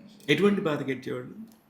ఉదాహరణకు ఒకటి అంటే మోస్ట్ పెయిన్ఫుల్ థింగ్ అంటే 2021లో అనుకుంటా సార్, కోవిడ్ టైంలో మా పాప చనిపోయింది పుట్టి. సో అది బాగా కుదిపేసింది సార్. అంటే వారం రోజులే ఉంది, 4th డే అలా అనుకుంటా. కోవిడ్ సార్ ఆ టైంలో. ఇక్కడ నుంచి నేను హైదరాబాద్ నుంచి వెళ్ళా కరెక్ట్గా మా వైఫ్ డెలివరీ టైంకి వెళ్ళాను అనమాట. అంటే నేను నైట్ వెళ్ళా, మార్నింగ్ డెలివరీ. సో డెలివరీ అయిపోయింది, అంతా హ్యాపీ అనుకున్నాం, బాగానే ఉంది. సడన్గా ఏదో చిన్న ప్రాబ్లం వచ్చిందని ఇంక్యుబేటర్ మీద షిఫ్ట్ చేశారు. 2 డేస్లో ఏం జరుగుతుందో కూడా తెలియదు, చనిపోయింది అనమాట. సో అది బాగా డిస్టర్బ్ చేసింది. అంటే అట్లీస్ట్ ఒక 3-4 ఇయర్స్ దాని నుంచి బయటకు రాలేకపోయాను. అంటే బయటికి నార్మల్గా ఉండేవాను కానీ లోపల I understand your pain. Mostly అదేనేమో సార్. ఆ పోర్షనే నన్ను చాలా సెన్సిటివ్ చేసింది. సో దానివల్ల లైఫ్ ఇంకొంచెం బెటర్గా అర్థమైంది. ఎమోషనల్ కోషెంట్ కొంచెం పెరిగింది నాలో. సో వెళ్తూ నాకు అది ఇచ్చిందేమో అని అనుకుంటా అంతే. So true. నిజంగా painful sir. I'm really sorry. నేను అన్న ఉద్దేశం అంటే ఒక మగాడు ఏడవటం, ఆడవాడు ఏడవటం అనేది ఎట్లా ఉంటారు, నాకు అస్సలు నచ్చదు అది. అదే అలాగే ఉండదు. కన్నీళ్ళు ఎవరికైనా కామనే సార్. ఎవరికైనా ఒకటే. కన్నీళ్ళని ఆడమ్మగతో బేరీస్ వేసేసుకుంటే ఆ లైఫ్లో ఎమోషన్స్ మిస్ అవుతాయి తప్ప అవన్నీ ఉన్నవాడికి తెలిసిద్ది ఆ కన్నీటి విలువ ఏంటంటే. Very true. Very nice sir. మీతో మాట్లాడటం చాలా హ్యాపీగా ఉంది. ఇప్పుడు నిజంగానే మీరు చెప్పే నెంబర్స్ అన్నీ కరెక్ట్ అంటారు కదా? కరెక్టే సార్. ఎందుకు రాంగ్ చెప్తే ఇంకా ఎక్కువ చెప్పుకునే వాళ్ళు అదే అంత తక్కువ ఎందుకు చెప్తాం? అలా ఏం లేదు, కరెక్టే సార్ మొత్తం అన్ని నెంబర్స్. అంటే నేను మొన్న ఒక రీల్ మీ దాని గురించి ఒక వీడియో చేశాను సార్. చాలా బ్యూటిఫుల్ వీడియో. చాలా చూసాను సార్. చాలా చాలా మంచి బూస్ట్ ఇచ్చింది సార్. అసలు అలా ఎవరు చెప్పలే. నిజంగానే మీరు చెప్పిన ప్రతి వర్డ్ ఈజ్ సో ట్రూ. నేను ఇన్స్టాగ్రామ్లో కూడా షేర్ చేసుకున్నాను. ఓ అవునా? అంటే రాజేష్ గారు షేర్ చేస్తే చూసి నేను కూడా షేర్ చేసుకున్నాను. చాలా హ్యాపీ అనిపించింది. మీ నెంబర్ లేదా టైంలో, లేకపోతే థ్యాంక్స్ చెప్పాను. అయ్యో పర్లేదు. నాకు నేను జెన్యున్గా ఫీల్ అయింది అంటే ఇక్కడ ఒక నిర్మాత బతికితేను, ఒక బయ్యర్ బతికితేను 10 మందికి మళ్ళీ ఉపయోగం. అవును. దాన్ని మనం తెలుసుకోకుండా దాన్ని పురిట్లో చంపేయాలనుకోవటం అనే అంత దుర్మార్గం ఇంకోటి ఉండదు అనేది నా నమ్మకం. అందుకే నేను మీ సినిమాని కూడా నేను ఎక్కడ కూడా బ్యాడ్గా చెప్పలేదు సార్. నాకు ఒకవేళ నచ్చిన అంశాలు ఉంటాయి, నచ్చని అంశాలు ఉంటాయి. అది నా పర్సనల్ థింగ్. ఒక సినిమాని అంత కష్టపడ్డ వాళ్ళని అన్యాయంగా ఇబ్బంది పెట్టకూడదు అనేది నా మోటివ్.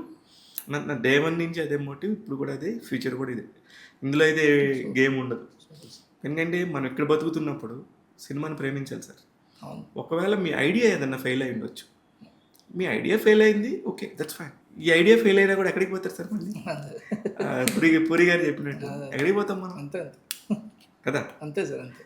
అందుకని నేను అట్లా ఏం నేను డిబేట్ చేయలేదు, కామెంట్ చేయలేదు. బట్ అనుకోకుండా ఇప్పుడు సారీ చెప్తున్నాను మీకు.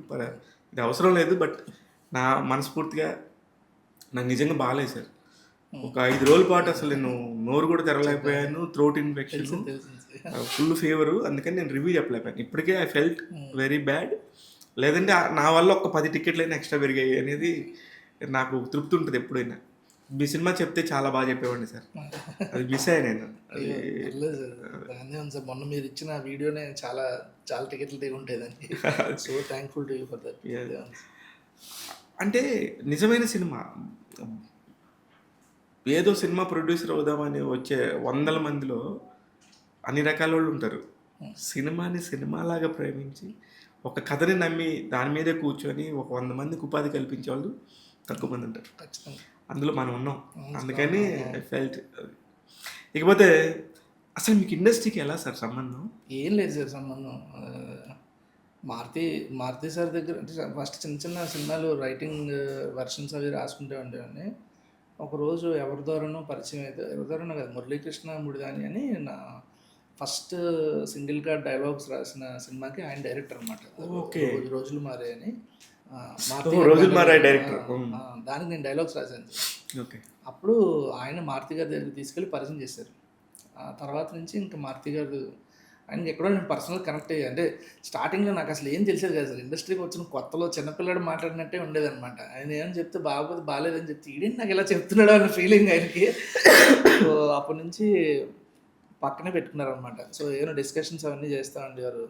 ఓకే, అది సంగతి. మారుతి గారితో ఎన్ని 100 కథలు డిస్కస్ చేసి ఉంటాను సార్. అది చాలా హెల్ప్ అయింది నాకు. మారుతి సామాన్యుడు కాదు సార్. నిజంగా చెప్తున్నా, he's one of my best friend in industry. Such a great gentlemen sir. అవును సార్. అంటే అది సినిమాలు హిట్ అవటం ఫ్లాప్ అవటం లేదు సార్, క్యారెక్టర్. అతని క్యారెక్టర్ బంగారం సార్. చుట్టుపక్కల ఉన్న వాళ్ళందరినీ ఎలివేట్ చేసే విధానం కానీ, అతను ఒక కథను నమ్మే విధానం కానీ, అతనిలో ఉన్న కామెడీటింగ్ కానీ, విడిగా మాట్లాడినప్పుడు ఎంత హాయిగా మాట్లాడతాడు సార్. అసలు నేను నిన్న కూడా అంటే నేను ఎప్పుడన్నా నాకు వెరీ లో మూమెంట్ వస్తే నేను కొన్ని ఇంట్లో కూడా చెప్పుకోలేము కదా సార్. ఇంట్లో చెప్తే వాళ్ళు ఎక్కడ హర్ట్ అయిపోతారో, వాళ్ళు ఇంకా డిప్రెషన్లోకి వెళ్ళిపోతారేమో అని ఫీలింగ్ ఉంటుంది కదా. నాకు ఇప్పుడు చిన్న లో మూమెంట్ వచ్చినా సరే ఫస్ట్ ఫోన్ వెళ్ళేది సార్ ఎక్కడున్నాను సార్ అంటే చెప్పినా అంటారు. కొంచెం మాట్లాడాలంటే అర్థం అవుతుంది, ఏదో కొంచెం చిరాకు దొబ్బుతున్నట్టుంది వీడికి అని పిలిపిస్తారు వచ్చి. నేను వెళ్తా అన్నంత వరకు మాట్లాడతారు సార్ ఆయన. గంట అవని 2 గంటలు అవని. అమ్మో అసలు మనుషులకి ఇచ్చే విలువ అంటే చాలా జీవితానికి ఇచ్చే విలువ. అవును సార్, ఎందుకంటే ఆయన ఆయన వచ్చిన ఇది అలాంటిది, నేపథ్యం అలాంటిది కాబట్టి అసలు సో గ్రౌండెడ్ ఉంటుంది. నేను ఎప్పుడు కూడా మారుతి గారి విషయం వచ్చింది కాబట్టి మాట్లాడుతున్నాను. నాకు అదే ఫస్ట్ ఈ రోజుల్లో నుంచే, దానికి ముందు నుంచే పరిచయం ఆయన డిస్ట్రిబ్యూటర్గా ఉన్నప్పటి నుంచే. కానీ ఆ మనిషిలో ఆ గొప్పతనం ఉంది సార్, ఆ హ్యూమన్ వాల్యూస్. మా నాన్న అరటికాయ బండి మీద అరటికాయలు అమ్మేవాడు, అదే అరటికాయల బండి నేను అమ్ముతా థియేటర్లో సౌండ్స్ వినేవాడిని అన్నప్పుడు నాకు ఇట్లా జమ్మని వచ్చేది. అప్పటికి నేను ఒక జర్నలిస్ట్గా ఉన్నాను కదా, అప్పటికి ఆయన 2-3 హిట్లు కొట్టున్నాడు. బస్ స్టాప్ అయిపోయింది, ఈ రోజుల్లో అయిపోయింది, అన్నీ కొట్టేసి ఉన్న టైం ఇది. అరే ఇదేంటి ఇలా చెప్తారు, అప్పుడు ఎలా ఉంటుంది ఇండస్ట్రీ? మనమంతా వేదం సినిమాలో అల్లు అర్జున్ కనుక 30 రూపాయల టీ షర్ట్ని 3000 రూపాయలు అని చెప్పుకునే టైప్లో ఉంటాం ఇండస్ట్రీకి వచ్చిన కొత్తలో. కానీ నాకు అక్కడ భలే నచ్చేవాడు, విపరీతంగా నచ్చేవాడు. అదే మళ్ళీ నువ్వు ఎప్పుడైనా ఫోన్ చేయి, అదే ప్రేమ, అదే డార్లింగ్. అవును సార్, ఆయన దగ్గర చాలా విషయాలు సార్, అంటే ఎన్ని విషయాలు నేర్చుకున్నా అంటే పెద్ద పెద్ద హిట్లు చూసారు కదా సార్ ఆయన. బలబల మాట్లాడదు ఏంటి సార్ ఆ హిట్ని ఎక్కడ నేను జస్ట్ ఆయన పక్కన ఉండేవాడిని అంతే. బలబల మగాడివే తర్వాత ఆ సినిమాకి నేను పని చేయలే, బట్ ఆయన ప్రొడక్షన్లో సినిమాలు పనిచేస్తూ ఉండేవాడిని. బలబల మగాడివే హిట్ హ్యాంగ్ ఓవర్ నాకు 4-5 రోజులు ఉండిందండి, నేనేం చేయలేదానికి. కాకపోతే మా గురువు చేశారన్న దాంట్లో 4-5 రోజులు ఏం పని చేయలేదు సార్ నేను. అందరి దగ్గరికి వెళ్ళి ఎలా ఉంది సినిమా అని అడగడం, ఈయనకి చెప్తూ ఉండడం, ఇదే చెప్తే 4 రోజుల తర్వాత ఆయన దగ్గరికి వెళ్ళాను నేను. ఒక కథ అనిపించింది చెప్తే చూడన్నారు అంటే ఆయన దాని నుంచి బయటకు వచ్చేసారు. అప్పటికి ఎంత వచ్చేస్తారు, వెరీ క్లియర్ అయినా. అవును, ఓహో అంటే తలకెక్కించుకోకూడదు అంటే not even success sir, failure అయినా అంతే అయినా. ఇక్కడ ఒక సందర్భం చెప్తాను. ఆ టైంలో నేను త్రిపుర అనే సినిమాకి నేను వన్ ఆఫ్ ది ప్రొడ్యూసర్ అనమాట. సప్తగిరి బాగా మంచి, సప్తగిరికి సూపర్ పీక్లోకి ఇచ్చింది అవకాశం ప్రేమ కథ చిత్రం. అయితే ప్రమోషన్ చేయాలి సినిమాకి అంటే నేను అన్నాను, నేను అడిగితే మారుతి గారు వస్తారు, మారుతి గారు ఇంటర్వ్యూ చేస్తారు మిమ్మల్ని, మీరు ఎప్పుడెప్పుడు అవైలబుల్గా ఉన్నారని నేను స్వాతిని, నవీన్ చంద్ర గారిని, సప్తగిరిని అడిగాను సార్. సప్తగిరి అన్నాడు వాష్రూమ్లో సార్, మారుతి నీకెందుకు వస్తాడు అని పెద్ద పెద్ద హిట్ కొట్టాడు. బలబల మాగడు ఎంత పెద్ద హిట్టో తెలుసా, వాళ్ళ ప్రొడ్యూసర్స్ జాగ్వర్ ఇచ్చారు ఆయనకి అన్నాడు. అవును దానికేముంది నాకు వస్తాడన్నాను. ఎందుకు వస్తాడని చెప్పేసి ఇలా వాష్రూమ్లో ఉండి ఫోన్ చేశాను సార్. డార్లింగ్ చెప్పు అన్నాడు, స్పీకర్ ఆన్ చేశాను నేను. సప్తగిరి గురుగారా అన్నాడు. అవునండి అన్న. అంటే డార్లింగ్ ఇలాగా నాకు సినిమా నేను ప్రొడ్యూస్ చేసి, తెలుసు డార్లింగ్ చెప్పు అన్నాడు. నాకు ఇలా ఒక ఇంటర్వ్యూస్ చేసి పెడతారా కొంచెం అంటే, ఓకే డార్లింగ్ నువ్వు ఎప్పుడంటే చెప్పు అప్పుడు అన్నాడు. జాగ్వర్ కార్లో ఫుల్ వర్షం సార్, వచ్చి మా ఆఫీస్లో కూర్చొని 3 ఇంటర్వ్యూలు చేశాడు. అవునా సార్, 3 ఇంటర్వ్యూలు చేశాడు సార్. అసలు అందరూ షాక్, మారుతి గారు రావటం ఏంటి అంటే, పల్లెపల్లి మాగాడివే అనేది ఎంత పెద్ద హిట్ సార్, చాలా పెద్ద హిట్. ఆ రోజుల్లో ఒక డైరెక్టర్కి ఇలా కార్లు గిఫ్ట్ చేస్తారు అనేది ఫస్ట్ తీసుకొచ్చింది ఫస్ట్ మారుతినే. అందుకని ఐ ఫెల్ట్ అమ్మా ఇదిరా, అంత మంచి రెస్పెక్ట్ నాకు కూడా, చాలా ప్రేమిస్తాడు సార్. Respect sir. నేను ఎప్పుడు ఒకటి నమ్ముతుంటా, అంటే నేను మా ఇంట్లో వాళ్ళతో చెప్తుంటా అనమాట. ఒక చిన్నపిల్లాడు అంటే ఇండస్ట్రీ గురించి నువ్వు ఎలా ఇండస్ట్రీకి దగ్గర అయ్యావని ఇందాక మీరు అడిగితే దాన్ని నేను ఏం నమ్ముతా అంటే, ఒక చిన్నపిల్లాడు ఊర్లో జాతరలు జరుగుతుంటాయి కదా సార్, జాతరలు జరుగుతుంటే అమ్మవారిని ఊరేగిస్తుంటారు, అందరికీ కనిపిస్తుంటుంది. ఎవడో అప్పుడే చిన్న పుట్టినోడు చిన్నపిల్లడు ఎవడో ఉంటాడు చూస్తారు, ఆడికి కనిపించదు. అక్కడ ఎవడో పక్కన ఎత్తుకొని భుజాల మీద వేసుకొని చూపిస్తాడు. ఎత్తుకొని అతను మారితే ఆ భుజాల మీద ఎక్కింది నేనని చెప్తా అంట అందరికి. సూపర్, బాగా చెప్పారు. అంతే కదా, ఎవరో ఒకరు చూపిస్తేనే దేవుడు. ఎవరు సార్ అసలు నేను ఇవ్వండి సార్, అసలు ఆయనకి ఏంటి అవసరం లేదు కదా, వచ్చి ఏదో ఇంట్లో చిన్న టింజ్ ఉంది బాగా రాస్తున్నాడు అని చిన్నది నమ్మి అక్కడి నుంచి ఇంతవరకు తీసుకురావడం అన్నది ఎవరు. ఎన్ని సినిమాలు తీశారు సార్? ప్రతిరోజు పండగ ఒకటను అంటే ముందు కూడా నేను ఆయన ప్రొడక్షన్లో పనిచేస్తూ ఉంటూ జస్ట్ ఆయనతో డిస్కషన్లో కూర్చుంటూ ఉండేవాడిని సరదాగా. ఆయనకి ఏదైనా పనికి వస్తుంది కానీ నేను సరదాగా కూర్చుంటుండేవాడిని. ఆ తర్వాత ప్రతిరోజు పండుగకి ఫుల్ టైం చీఫ్ అసోసియేట్గా చేశా అండ్ డైలాగ్స్ కూడా రాసా దానికి. తర్వాత పక్క కమర్షియల్ మంచి రోజులు వచ్చాయి. రాజా సార్ కూడా ఒక షెడ్యూల్ వరకు చేశాను సార్. తర్వాత ఇంక నేను ఈ సినిమాకి వచ్చేసా. Very good. ఎస్కేఎన్ ఎప్పుడన్నా ప్రొడ్యూస్ చేస్తాను, నేను డైరెక్ట్ చేస్తాను అనేవాడు కానీ నిజమే అని నమ్మేవాళ్ళు మీరు? ఎప్పుడు ఖచ్చితంగా అది. ఎందుకంటే ఎస్కేఎన్ అనేది చాలా లిమిటెడ్ సర్కిల్స్, చాలా చిన్న సర్కిల్ అన్న. అవును. ఇప్పుడు కూడా ఒక ముగ్గురు నలుగురు కొత్త డైరెక్టర్లు వచ్చారు తప్పితే, అవును. నేను ఎప్పటి నుంచి మారుతి గారి దగ్గర ఉన్నప్పటి నుంచి చూస్తున్నా కదా, అవును. అతను నమ్మిన వాళ్ళు చాలా తక్కువ మంది నమ్ముతాడు, నమ్మితే గట్టిగా నమ్ముతాడు అనమాట. సో వాళ్ళని ఎప్పటికీ అంటే ఆయన దగ్గర ఉన్న వాళ్ళు కూడా, ఇప్పుడు రాజేష్ గారు కానీ నేను కానీ ఎందుకు ఎస్కేఎన్ వదలం అంటే అటాచ్మెంట్ ఉంటుంది, అంత ఈజీగా అదే వదలం. సార్, అది ఏదో అలా అలా ఇలా అయితే వచ్చేది కాదు. అది అవును. చాలా లాంగ్ జర్నీతో వచ్చేది. అది అది అందరికీ కూడా రాదు. అది అవును. అది ఒక ఆర్ట్ అండి. అవును. అది ఒకళ్ళని నమ్మి దాని దగ్గరికి తీసుకోవటం అనేది చాలా పెద్ద విషయం. చాలా పెద్ద విషయం. అనుకుంటారు అందరూ ఇదేముంది వాళ్ళ ఫ్రెండ్స్ వీళ్ళ ఫ్రెండ్స్, అది అవడానికి ఎంత టైం పడుతుంది, దాన్ని నమ్మడానికి ఎంత టైం పడుతుంది, దానికి ఎంత పునాది కావాలి. అండ్ అన్నిటికన్నా గొప్ప విషయం ఏంటంటే సార్, ఎస్కేఎన్లో ఇప్పుడు ఇండస్ట్రీలో చాలా కష్టమైంది ఏంటంటే సార్, టాలెంట్ని పిక్ చేయడం అన్న. అది చాలా కష్టం కదా సార్. అంటే వీడిలో ఈ మ్యాటర్ ఉంది, వీడిలో ఒక హిట్ సినిమా తీయగలిగే సత్తా ఉంది, వీడు మంచి రైటర్, వీడిలో మంచి రైటర్ ఉన్నాడు అని ఏ జడ్జ్మెంట్ ఎలా వస్తుందా జడ్జ్మెంట్ అన్నది నాకు ఇప్పటికీ అర్థం కాదు. బట్ హీల్ పిక్ రైట్లీ అంటున్నా. లేదు సార్, అంటే నేను అది 90% యాక్సెప్ట్ చేస్తాను. ఎందుకంటే అది పిక్ చేయటమే అతని పనిగా అతను ఇప్పుడు అతను నేను ప్రొడ్యూసరు అనుకునే దానికంటే కూడా నేను ఒక సక్సెస్ని పిక్ చేయాలనే దానిలోనే ఎప్పుడు ఉంటాడు. అంతే అంతే, అదే అదే అదే అతను సక్సెస్ అతను మంత్ర అండి. అది అంత ఈజీగా అందరికి రాదు. అది అతను చూసీగానే ఉంటాడు. అతను ఎవరికైనా సపోర్ట్ చేసినా అంత గట్టిగా సపోర్ట్ చేస్తాడు. నిజంగా ఆ విషయంలో గ్రేట్ వేసుక. ఇక్కడ ఇప్పుడు ఇప్పుడు టాక్సీ వాలా అనే ఒక సినిమా కూడా వచ్చింది. అసలు ఆ సినిమా అయితే బయటకు వెళ్ళిపోయింది సార్. తెలుసు సార్, నేను ఉండేవాడిని కదా సార్. నాకు అసలు మా అందరికి పాపం గుండె బయలునంత అదే పాపం ఏంటి సినిమా వెళ్ళిపోవటం ఏంటి, అప్పుడే అత్తారింటికి దారేది వెళ్ళిపోయిందని అట్లాగా అయింది. కానీ అందరూ అనేవాళ్ళం అది కూడా పెద్ద హిట్ అయింది, ఇది కూడా పెద్ద హిట్ అయింది అనేవాళ్ళం సరదాగా. కానీ లక్కీగా చాలా పెద్ద హిట్ అయింది. అదే చెప్తున్నా, ఇప్పుడు అతను నిజంగానే లక్ష్మీపుత్రుడు అండి. ఏ మాటగా మాట అంత ఈజీగా లక్ష్మి వచ్చి ఎవరి భుజాన్ని ఎక్కదు. ఓ అందరు ఎక్కించుకుందాం ట్రై చేస్తారు కానీ దానికి ఒక లెక్క ఉంటుంది. ఆ లెక్కలో మనోడు నిష్ణాతుడు అంతే.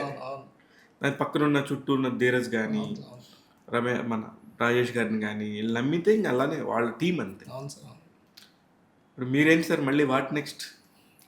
ఎస్కేఎన్తోనే చేయాలి సార్. 2-3 చెప్పున్నా. సో చెప్పారు ఆల్రెడీ, అంటే ఎప్పటి నుంచో ట్రావెల్ కదా సార్. అదే ఇక్కడ ఫ్లోలో. సో అందులో ఒకటి 2 బాగా నచ్చినాయి అన్నకి. ఏం చేద్దాం అనేది ముందు ఆయనకి నాకు ఇద్దరికి గ్యాప్ కావాలి అసలు ఫస్ట్. ఇన్ని రోజుల నుంచి ట్రావెల్ ఉండడం వల్ల నేను ఏం చెప్పానంటే, సర్లే ఇది హడావడంతా అయిపోయిన తర్వాత వారం రోజులు వైజాగ్ వెళ్ళి వస్తాను, డిటాక్స్ అయ్యి తర్వాత స్టార్ట్ చేద్దాం అని చెప్పి ఆయన కూడా సరే స్టార్ట్ చేయాలి. గౌరీ ప్రియ తీసుకోవాలని ఎలా అనిపించింది సార్? ముందు ఒకసారి డిస్కషన్ వచ్చింది సార్ అందరికీ. డిస్కషన్ వచ్చింది, ఎస్కేఎన్కి నాకు వచ్చినట్టుంది. ఫస్ట్ డిస్కషన్ వస్తే ఆ పిల్ల చేయదు, సో చూసి ఆ పిల్ల అంత ఈజీగా చేయదు అన్నారు. సరే నేను వదిలేసాను. తర్వాత ఇంక మళ్ళీ వేరు చాయిస్లకు వెళ్తుంటే ఎక్కడో ఇన్స్టాగ్రామ్లో ఒక రీల్ వచ్చింది మళ్ళీ, లవర్ సినిమాలో ఏదో వస్తే నాకు మన సినిమాలో ఒక సీన్ ఆ పిల్ల చేస్తున్నట్టు కనిపించింది, విజువలైజ్ చేసుకోగలిగాను అనమాట. వెంటనే రాజేష్ గారికి పెట్టా, ఈ పిల్లని ట్రై చేద్దాం, ఎస్కేఎన్ నొప్పిద్దాం అని చెప్తే మంచి చాయిస్ అని చెప్పి పిలిపించాను అలా. వెంటనే ఇమ్మీడియట్గా ఒప్పుకుందా సార్? Immediate sir. అసలు నేను అలా అంత అమ్మాయికి ఎవరు మేనేజర్స్ ఉంటారు, ఎవరు ఉంటారు, తెలుసు నాకు. చాలా చిన్న వాళ్ళ ఫాదర్ అమ్మాయి ఉంటారు అంతే. ఫాదర్ కూడా ఏం కాదు, ఈ అమ్మాయి మాడుకుంటుంది మొత్తం అంతా. సినిమా అయిపోయింది, నరేషన్ ఇచ్చా, నేనే ఇచ్చా. రాజేష్ గారు అందరం ఫస్ట్ మాడుకొని తర్వాత నేను నరేషన్ ఇచ్చా. నరేషన్ అయిపోగానే నేను ఇచ్చేసా. సరే నేను బయటికి వెళ్ళా. ఒక 5 నిమిషాలు మళ్ళీ లోపలికి వచ్చేసరికి వీళ్ళందరూ డేట్ల గురించి మాట్లాడుకుంటున్నారు. ఎస్కేఎన్ అన్న, రాజేష్ గారు, గౌరీ డేట్ల గురించి మాట్లాడుకుంటున్నారు. నేను మలయాళం సినిమా ఒకటి ఉంది సార్, అది వదిలేస్తా కావాలంటే, మనం ఏప్రిల్ నుంచి వెళ్ళిపోదాం, మే నుంచి వెళ్ళిపోదాం అని మాట్లాడుకుంటుంటే ఏంటి ఇంత ఫాస్ట్గా అయిపోయింది. తర్వాత లోపల నుంచి ఒక చెక్ వచ్చింది అప్పుడే. ఏంటి 5 నిమిషాలు నేను బయటికి వెళ్ళి వచ్చేసరికి అన్నీ అయిపోయింది అనుకున్నా, అంత ఫాస్ట్గా అయింది. కిరణ్ అనేది కూడా అంతే సార్.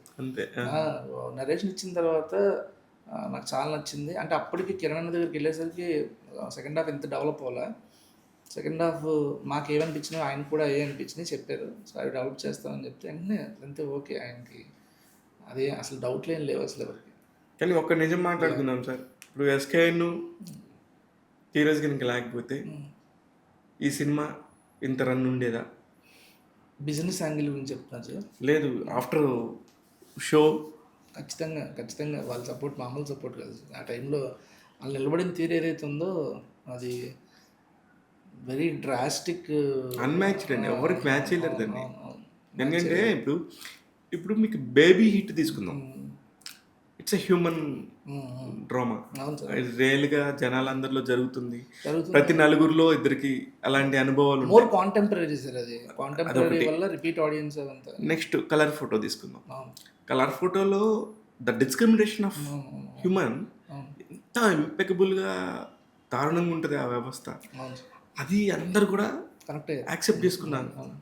వాటిని కంపేర్ చేసుకుంటే ఇది కల్ట్ బ్లాక్ బస్టర్ అని ముందే ఒక పోస్టర్ వేసి నాకు దీన్ని చేయటం అనేది నాకు ఇప్పటికీ కూడా ఒక మిత్, ఒక క్వశ్చన్ మార్క్. అది ఎందుకంటే ఇది టూ హానెస్ట్ కదా సార్. ఎక్కడ మీకు ఓవర్ ది బోర్డ్ అండ్ ఎక్కడో సెకండ్ హాఫ్లో కొన్ని కాదు సార్, మీరు కూడా సినిమాలు చూస్తారు కదా సార్, మీరు కూడా ఇది నమ్మసక్యంగా లేదు, ఇది నమ్మేది కాదు అని అంటే ఒక డిస్కషన్ రాలేదా అంట. నేను ఏ విధంగా సార్ నాకు అర్థం కాలేదు. ఇప్పుడు సెకండ్ హాఫ్లో పాయింట్ ఏదైతే ఉందో, మీరు ఒక సినిమా తీసుకున్నారు, మీ లైఫ్ సార్ అది. అవునవును, దిస్ ఈజ్ యువర్ బేబీ, అవును, this is the first chance. అవును, ఇట్లాంటప్పుడు ఇట్లా ఒక ఆట ఆడితే అవును, ఆటలో మనం ఎక్కడ ఉంటాం అంటే అనేది అది రిస్క్ అనిపించలేదా అన్నారు సార్. ఎందుకు అనిపించలేదు సార్ నాకు, నిజంగా ఎందుకు అనిపించలే, ఎందుకు అసలు ఏ మూలలో అనిపించలే.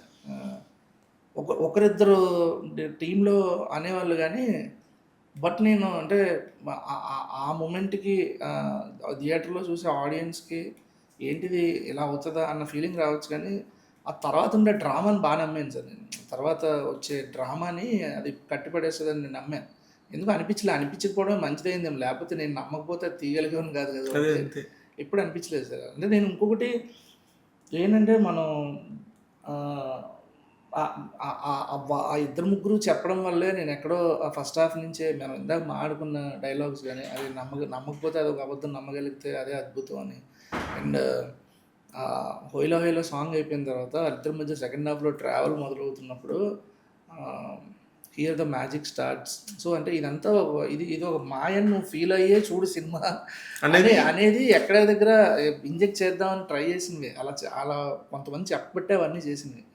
యా అయితే ఇక్కడ నాకు రాజమౌళి గారు టాపిక్ మాట్లాడుకోవాలి సార్. ప్రతి సినిమా కట్ చెప్పేవాళ్ళు సార్.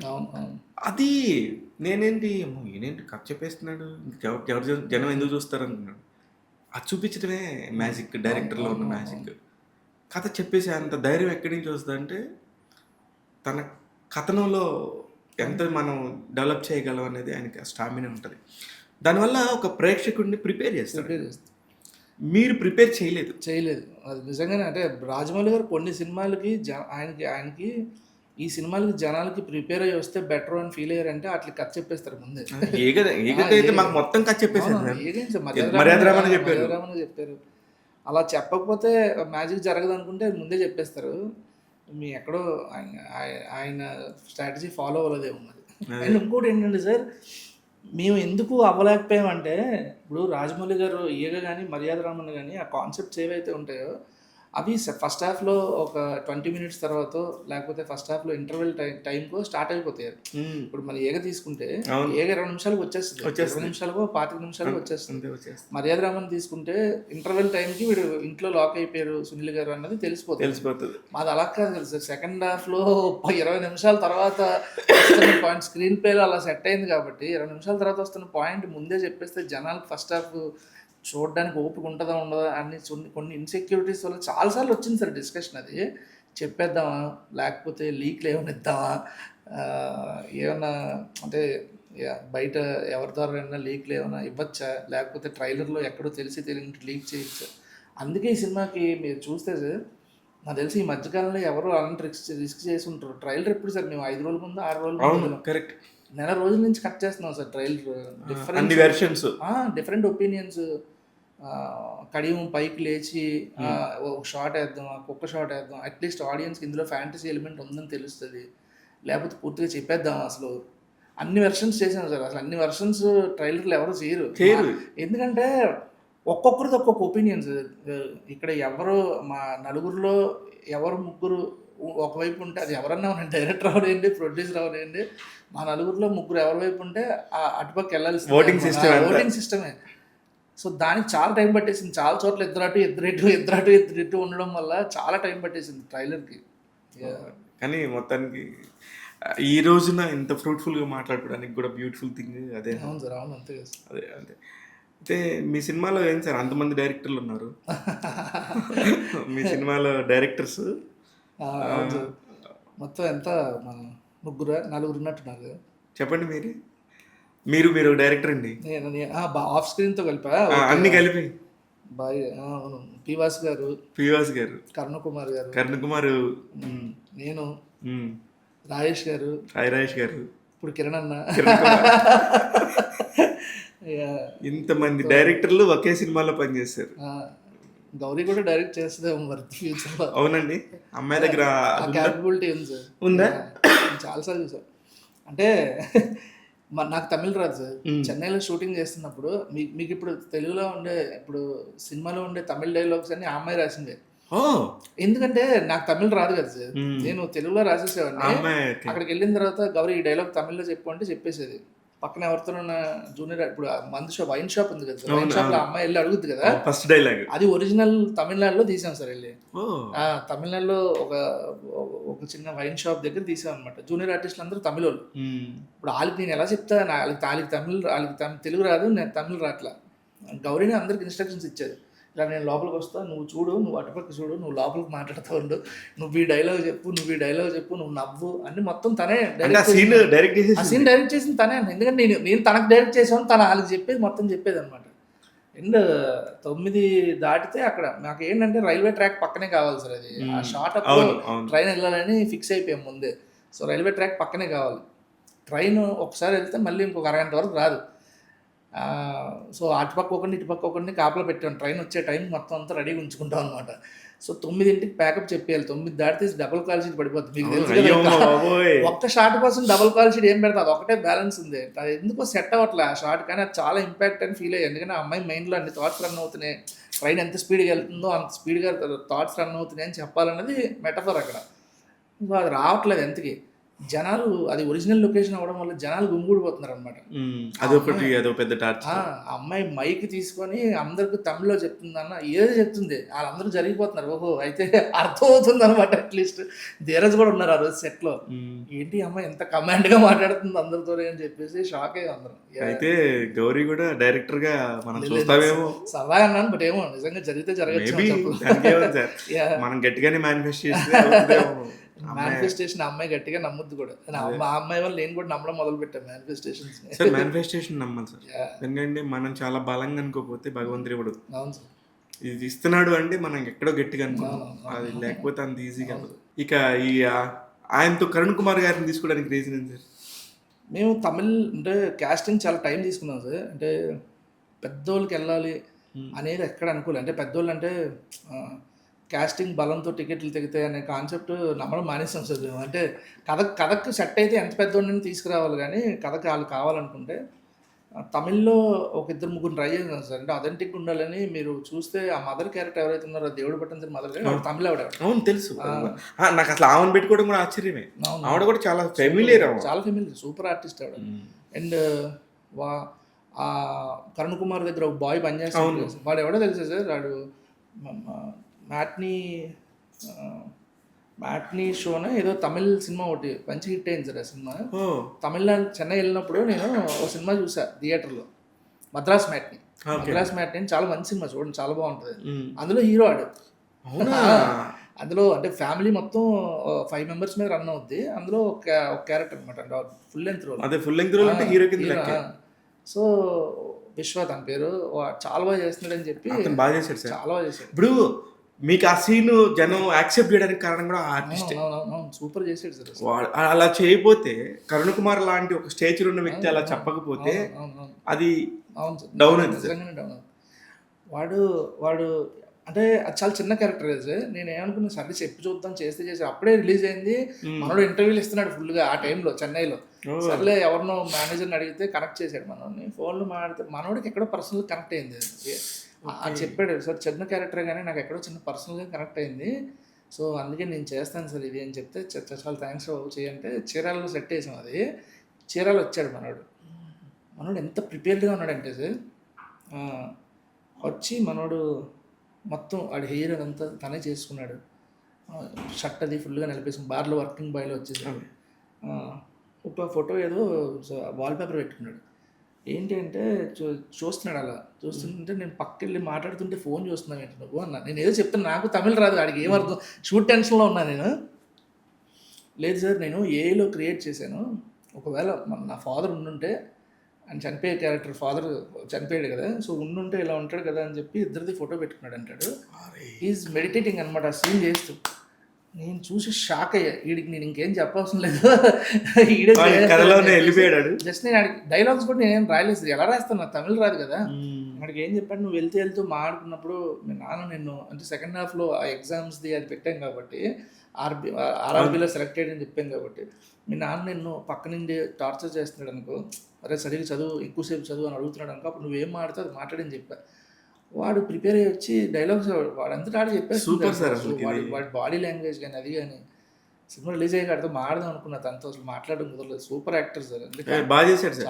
అంటే నేను చాలా క్లీన్గా అబ్జర్వ్ చేసింది as a director point, Ravi Namburi ఎందుకు నెంబర్ 1 అంటే ఐ మీన్ ఆ పర్టికులర్ సినిమాకి అనేదానికి ఆ ఫిష్ సీన్స్ ఉంది సార్. ఆ ఫిష్ సీన్స్లో సమ్ స్టోరీ టెల్లింగ్ ఉంది, అదొకటి. ఇప్పుడు మీరు చెప్పిన ట్రైన్స్ సీక్వెన్స్, అమ్మాయి ఫస్ట్ ఒక అమ్మాయి మీద ఒక అభిప్రాయం క్రియేట్ అవ్వటం అనేది చాలా తక్కువ టైంలో జరగాలి. ఆ ఇంపాక్ట్ క్రియేట్ చేశారు గౌరీప్రియ మీద. ఓకే ఈ అమ్మాయి సంథింగ్ ఫెయిల్యూర్ ఎక్కడో అని, ఆ అమ్మాయిని వెళ్ళి బార్ కౌంటర్కి వెళ్ళాడు అనగానే ఆ క్యారెక్టరైజేషన్ చెప్పేశారు మీరు. ఇంకా ఈవెన్ కిరణ్ గారిని కూడా మీరు ఎంటర్ చేసినప్పటి నుంచి కూడా ఆడు ఎంత మంచి స్ట్రగ్లర్ అనేది, ఎలా ఉంటుంది లైఫ్ అనేది ఎంత బ్యూటిఫుల్గా చూపించారు. నాకు అక్కడ మీ మార్కులు నేను పర్సనల్గా పడిపోయాను. Thank you so much. అంటే చాలా ఉన్నాయి సార్ సెటప్స్. అంటే ఇది ఎంత లేదన్నా కొంచెం లవ్ స్టోరీ. సో లవ్ స్టోరీలో మంచి మంచి మూమెంట్స్ వచ్చినప్పుడు జనాలు కనెక్ట్ అవుతారు. వాటితో పాటు ఇంకేదో ఒక ఎక్స్ట్రా, అంటే ఆడియన్స్ ఇంటికి వెళ్ళినప్పుడు ఏదో ఒకటి ఆలోచించాలి కదా సినిమా గురించి. సో ఈ సెటప్స్ పే ఆఫ్స్ పెడితే ఎక్కువ ఆలోచిస్తారని చెప్పి వీలైనంత వరకు పెట్టేవాడిని, నేను ట్రై చేసేవాడిని అనమాట. కానీ ఆ సింగిల్ ఫిష్ ఆ డైలాగు అంటే తన క్యారెక్టరైజేషన్ ఇది అని చెప్పడానికి, నేనేం అనాథని ఎన్ని చెప్పనవసరం డైలాగులు. ఒక నేను బతకట్లేదు భయ్యా, సింగిల్ ఫిష్ బతికిద్దులు ఇచ్చేయండి అని చెప్తేనే ఓకే.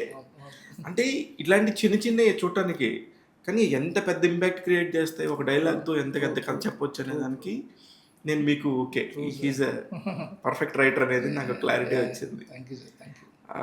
అయితే మణిశర్మ గారి గురించి నేను చాలా రోజులు మణిశర్మ గారికి చాలా ఆనందంగా సార్ నేను మాట్లాడలేక, కంగ్రాచులేషన్స్ సార్ పెడితే అసలు వెంటనే థ్యాంక్ యూరా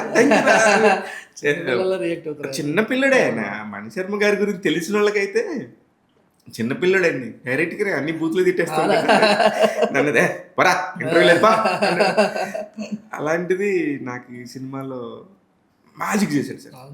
మ్యాజిక్ అంటే ఒక సినిమాని ఒక మ్యూజిక్ డైరెక్టర్ నిలబెట్టగలడు అనే దానికి ఆయన ఎన్ని చూసుంటాడు సార్. ఎక్కడ పవన్ కళ్యాణ్ గారు, ఎక్కడ చిరంజీవులు, ఎక్కడ మహేష్ బాబు గారి స్టేట్మెంట్ నాకు బాగా గుర్తు. నేను మణిశర్మ గారితో తప్ప ఇంకెవరు ఏ మ్యూజిక్ డైరెక్టర్తో చేయను పని అనేది స్టేట్మెంట్ ఉండేది గుర్తుంటే. ఒక్కడి తర్వాత నాకు ఎవరైనా మారొచ్చు కానీ మణిశర్మ గారు మారడు అనే స్టేట్మెంట్ నాకు ఇంకా గుర్తు. అలాంటి ఒక మణి గారిని మళ్ళీ తీసుకొచ్చారు.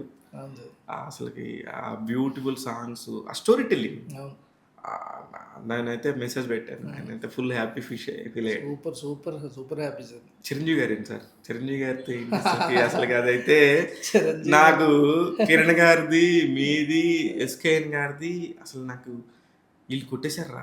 ఈ సినిమా హిట్ అవన్నీ పక్కన పెట్టేస్తే నా మైండ్లో చిరంజీవి గారిని తీసుకొచ్చి ఆడ కూర్చోబెట్టి నైట్ 9:30, 10కి ఒక అరగంట మాడిచ్చేసారు కదా, ఇంతకు మంచి సక్సెస్ లేదు సార్ అనిపించింది. అదే సార్, నేను ఇందాక అన్నట్టు ఫస్ట్ టైం అదృష్టంతుల్లో ఫీల్ అవ్వడం స్టార్ట్ చేసింది అప్పటి నుంచి అన్నమాట. అంటే 24th రిలీజ్ అయితే అందరికి 21 వరకు అసలు సినిమా ఎలా వెళ్తుంది, అంటే ఫైనల్ కాపీ ఎలా వెళ్తుంది అనే భయం. సినిమా మీద డౌట్లు ఇవేం లేవు కానీ, బట్ చివరి వరకు పుష్ చేస్తూ ఉంటాం కదా, ఇంకొంచెం బెటర్ ఇద్దాం ఇంకొంచెం బెటర్ ఇద్దామని. సో అందరి మైండ్లో టెన్షన్లు అవి ఇవి. సో ఒక్కసారి ఆయన చూడగానే మొత్తం అన్నీ ఎగిరిపోయినాయి సార్. ప్రశాంతంగా 23వ తారీఖు నైట్ ప్రీమియర్ల వరకు వెళ్ళామంటే 22nd నైట్ ఆయన వల్ల జరిగిన మ్యాజిక్ గ్రేట్ నిజంగానే. మామూలు హ్యాపీ కాదు సార్ అసలు. అంటే ఒక మనిషికి ఎంత భరోసా ఇస్తారు ఒక మనిషిని నమ్మితే అనడానికి చిరంజీవి గారు ఉదాహరణ సార్. ఆయన వచ్చి అలా నించొని మాట్లాడితే ఆటోమేటిక్గా ఆయన ఫ్యాన్స్ దానికి సంబంధించిన ఏంటి ఈ సినిమాకి చిరంజీవి గారు వచ్చి మాట్లాడుతున్నారు, కిరణ్ గారిని అలా వచ్చి చేయబడుతున్నారు, మీ గురించి మాట్లాడారు. అసలు ఎవరిని సార్ నేను అసలు అంటే పేరు గుర్తుపెట్టుకొని చెప్పడం అంటే అసలు ఆయనకున్న దానికి ఇప్పుడు రాజేష్ గారు ఎస్కే అన్న బాగా క్లోజ్ కాబట్టి వాళ్ళ గురించి మాట్లాడి కిరణ్ అన్న గురించి మాట్లాడి వెళ్ళిపోవచ్చు. డైరెక్టర్ ఎవరిని అడిగి పేరు గుర్తుపెట్టుకొని ఆయన మ్యాజిక్ సార్. అంతే తెలుగు సినిమా ఇండస్ట్రీకి ఒక మ్యాజిక్ చిరంజీవి గారు. అదే మళ్ళీ కూడా ట్రోల్స్ అవుతాయో నాకేం పర్లేదు కానీ నిజం చెప్తాను ట్రోల్ అయినా పర్లేదు కానీ వాళ్ళకి తెలియదు కదా ఆ మ్యాజిక్, అందుకని వాళ్ళు ట్రోల్ చేస్తారు. అంటే నాకు ఇట్లా మాడుకునే వాళ్ళందరూ అమాయకులు అనిపిస్తుంది సార్. నిజంగా కదా తెలియదు. ఎందుకంటే ఆయన ఏంటి అట్లా నాకు శిఖరం. అవును సార్. అలాంటి వాళ్ళు వచ్చి వాళ్ళ కొత్త వాళ్ళని బాగున్న దాన్ని పిలిచి ఎంకరేజ్ చేయడం అనేది గ్రూప్ ఫోటో దిగుతున్నాం సార్. గ్రూప్ ఫోటో అందరం దిగుతున్నాం. నాకు ఆయన నా గురించి మాట్లాడుతుంటే గౌరీ పుష్ చేస్తుంది దగ్గరికి వెళ్ళు అంటే నాకు అసలు ఎంత దూరంలో ఉండడమే నా బతుకు ఎక్కువ అన్న దాంట్లో ఏం చూస్తూ పెరిగాం కదా సార్. అసలు నేను సర్రియల్ మూమెంట్లో అనిపించింది అంటున్నారు. అసలు నిజమా కాదా అన్న ఫీలింగ్లో ఉన్నా. ముందుకు నా కాలు వెళ్ళట్లే అసలు. మ్యాక్సిమం వీలైనంత దూరంగా ఉండడానికి ప్రయత్నించారు. రోజు గ్రూప్ ఫోటో దిగుతున్నాం, ఆ మూలన ఎక్కడ ఉన్నాను నేను లాస్ట్లో. ఆయన అటు ఇటు చూసి డైరెక్టర్ రవి ఎక్కడ అని పిలిచారనమాట. పిలిచి దాని పక్కన నిల్చోంటే నాకేం అర్థం కాలేదు అసలు. ఆయన పిలవకపోతే వెళ్ళేవాళ్ళు కదా. మిగతా అందరూ రాజేష్ గారు కూడా పక్కన నిల్చో మళ్ళీ దొరకదా ఛాన్స్ అంటే భయం వేస్తుంది సార్. కొంచెం దూరంగానే ఉన్నా. భయం అంటే ఎందుకులే మరీ అంత దగ్గరికి ఎందుకు, ఇది జాలే మనకన్న ఫీలింగ్లో ఉన్నా. సో ఆయన పక్కన నిల్చోబెట్టుకొని చెయ్యేస్తూ ఏంటి నా గురించి ఏదో మాట్లాడామంటే ఏం మాట్లాడావు అని అడిగారు. అడిగితే ఏం మాట్లాడలేదు. నేను అలా షాక్లో ఉన్నా. ఆయన చూడలేదు నేను మాట్లాడింది లేట్. అంటే నేను ముందు చెప్పేసా నేను ఇంటికి వెళ్ళాక చూస్తానమ్మా, తర్వాత మాట్లాడతాను నీతో అన్నారు. తర్వాత రాజేష్ గారిని అడిగారంట డైరెక్టర్ ఏం మాట్లాడారు నాకు పంపి ఒకసారి. అది చాలా హ్యాపీ అనిపించింది. సూపర్ అండి నిజంగానే. తిరుమల దర్శనానికి మనం ఫ్రీ టికెట్ కొనుక్కుని వెళ్తే ఎలా ఉంటుంది? ఫ్రీ టికెట్ మీద వెళ్తే అలా వెళ్ళి లేదురా అలా క్యూలో కాదు రా వెంకటేశ్వర స్వామి ఉంది. Very nice. అలాంటి ఉన్నాయి సార్ ఆయన. అందుకనే వాళ్ళు ఊరికే గొప్పళ్ళు ఎవరు సార్, ఊరికే మెగాస్టార్లు ఎవరు, ఇవన్నీ చూసారు. అయితే సార్ ఇక్కడ ఇప్పుడు ఇండస్ట్రీ నుంచి చాలామంది కూడా సినిమా చూసినాక అంటే ముందు ఎవరు పెద్దగా సపోర్ట్ చేసినట్టు నాకు తెలుసు, ఎవరు చేయలేదు. మొదటి 4 రోజులు అందరూ ముభావంగా స్తబ్దుగా ఉన్నారు. ఏమవుతుందో చూద్దామని వెయిట్ చేశారు. రియాక్ట్ అయితే ఎలా అవుతుందని. తర్వాత నుంచి ఒక సెటిల్మెంట్ వచ్చినాక అమ్మో ఏదో జరుగుతుంది, సంథింగ్ ఏదో జరిగింది. వీళ్ళు ప్రీమియర్లు ఫుల్ చేశారు, తర్వాత ఫస్ట్ డే ఫుల్ చేశారు, డివైడ్ టాక్ వచ్చింది, దాన్ని కంట్రోల్ చేస్తున్నారు. ఇవన్నీ వచ్చినాక ఎలా అనిపించింది సార్ మీకు? అంటే కొంతమంది మీరు చెప్పినట్టు 3 days తర్వాత వచ్చే రియాక్షన్స్ ఉన్నాయి. కొంతమంది ఇన్స్టెంట్గా కూడా ఫోన్ చేసి చెప్పినట్టు ఉన్నారు సార్. ఉన్నారా? ఫస్ట్ మైత్రి నవీన్ గారు ఫోన్ చేశారు. మామూలుగా ఈ అమ్మ ఇప్పుడు ఏముంటుందో అనుకున్నా నేను. లేదు ఆయన ముందు రోజు చూశారు సార్ షో. ముందు రోజు చూసి ఆయనకు చాలా నచ్చింది. ప్రీమియర్కి ఉదయం చూశారు ఆయన. మేము ప్రీమియర్స్ నైట్ చూసేలోపు ఉదయం చూసి ఆయనకి ఏం తెలియదు, కథ తెలియదు, ఏం తెలియదు అసలు. చూసి ఆయన లేదు సినిమా బాగుంది, చాలా బాగుంది, మంచి మైలేజ్ ఉంటుంది దీనికి అని చెప్పి వెళ్ళిపోయారు. So divide talk first day వచ్చిన తర్వాత ప్రీమియర్ తర్వాత వచ్చిన తర్వాత నెక్స్ట్ డే ఫోన్ చేశారు. అది ఎందుకు కంగారు పడుతున్నారంటే అందరు నాకు అర్థం కావట్లేదు.